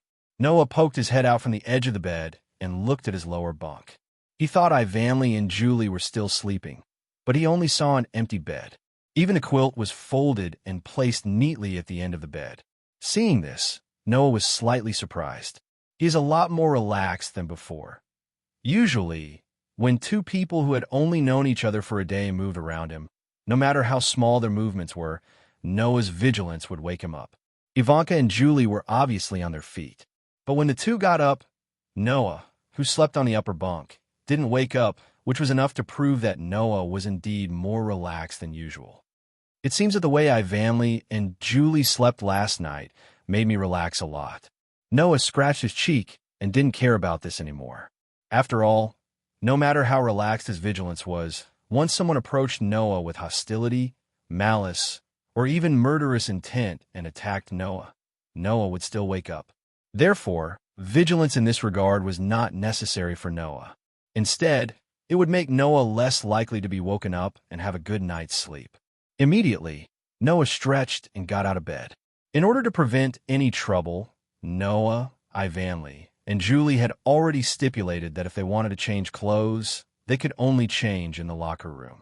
Following the rules set yesterday, Noah yawned while walking to the locker room and opened it. The next moment, Noah finally began to regret his idea. He regretted his excessive vigilance. It was an unnecessary thought. Otherwise, With Noah's perception ability, he would definitely be able to detect a presence in the locker room at this time. Therefore, while yawning and regretting in his heart, Noah's face began to tremble. In the locker room, the person who came before Noah maintained the appearance of taking off the shirt she was wearing just now. She slightly widened her deep ruby eyes and stared straight at Noah without saying anything. Noah could clearly see that on the petite body, except for the lower half of the body, there was nothing else. Fortunately, the silver hair spread behind the person, covering the entire back of the person. The shirt that the person had just taken off was also in the hands of the person, covering the front of the person's body, which just happened to cover the person's private important parts. Therefore, Noah was still in the area, not as dangerous as when he saw Ivanley's naked body last night. At the next moment, the other party's flat voice sounded. But at that moment, Noah heard an indifferent voice. "Good morning," Noah reacted, showing a forced smile that couldn't be more forced. Good morning, Julie." Julie was still expressionless as she spoke. "Noah also needs to change clothes?" Yes. Noah was almost reflexively answering Julie's question. "Then can you wait outside for a while?" Not knowing if it was Noah's illusion, even Julie's expressionless face had a little bit of redness at this moment. "If I change clothes in front of Noah, I will be very embarrassed." Noah, who was in a state of shutdown, finally woke up. After bitterly laughing twice, he slowly closed the door. Looking at the cold door in front of him, Noah was speechless for a long time. After a while, he covered his face with regret. When will this week end? On both sides of the small round table, Noah and Julie, who had already changed into their uniforms, sat opposite each other and looked at each other. From Julie's mouth, Ivan seemed to have insisted on practicing swordsmanship in the morning. Today, he was like Noah because he came to an unfamiliar environment and woke up early. Just like before, he simply went out to practice. Julie had rushed from abroad to attend the entrance ceremony yesterday. So because of the time difference, she went to bed very early last night and woke up very early today. Therefore, what happened next happened.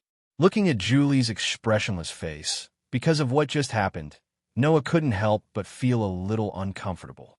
After taking a deep breath, he met Julie's deep red eyes. "All right, because Ivan was also there yesterday, I couldn't ask, but Julie, I have always wanted to ask you a question." Julie's expression didn't change at all. Only her lips moved like a real doll as she nodded her head. "Please ask. Why did you want to sit next to me yesterday?" Noah asked straightforwardly. "You must have deliberately sat next to me, right? You have been secretly observing me, right?" For a moment, Julie's pair of beautiful eyes fluctuated, and the surrounding atmosphere also changed.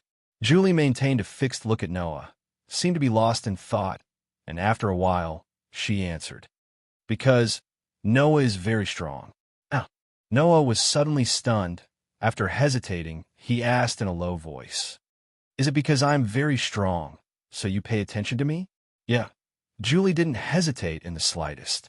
It was impossible to tell what she was thinking as a nostalgic expression appeared on her small and delicate face. "Dad is also very strong, like Noah, very, very strong." Noah's heart moved, and he was slightly relieved. Julie, who usually had a difficult expression, showed a touch of nostalgia. Thinking about it, Julie's father should be very important to her, right? Because I am as strong as Julie's father. So Julie pays attention to me? This is really like the behavior of a child. What Julie said next made her seem even more like a child. "Can I also be like that?" Julie lowered her head slightly and said, "Can I also become as strong as Dad and Noah?"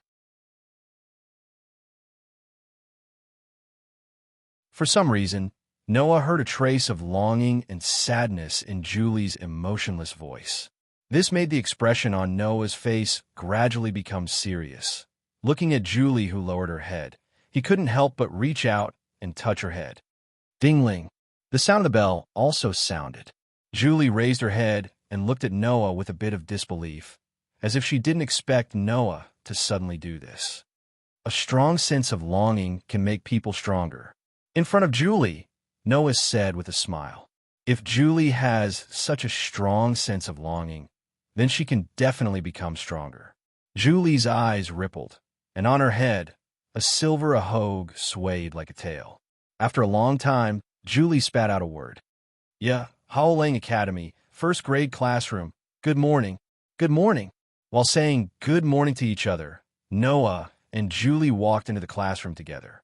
Under the gaze of everyone around them, they walked to their seats. Noah, Julie.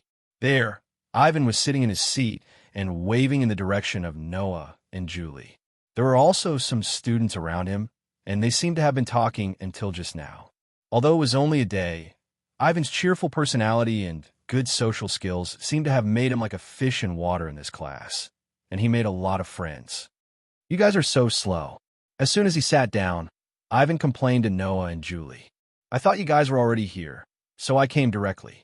Do you know how lonely I was after not seeing you guys? Lonely? Noah glanced at Ivan. Weren't you chatting happily with your classmates just now? It's because I'm lonely that I want to find someone to chat with. Ivan said this as if it was a matter of fact. Just as Noah wanted to say something, at the door of the classroom, a sweet and cheerful voice came into the classroom. Good morning. He saw Teacher Little Rabbit holding a baton. She skipped in from the outside, bringing bad news. Today's first class is extracurricular training. Everyone gather at the school gate. You're tuning in to the Romance Rendezvous YouTube channel. We're so grateful for your support, and don't forget to subscribe to join us on this incredible journey through captivating stories. Your generosity through donations truly makes a world of difference, as it's the primary source of revenue that allows me to expand and enhance this channel for you. Thank you from the bottom of my heart for being a part of this adventure.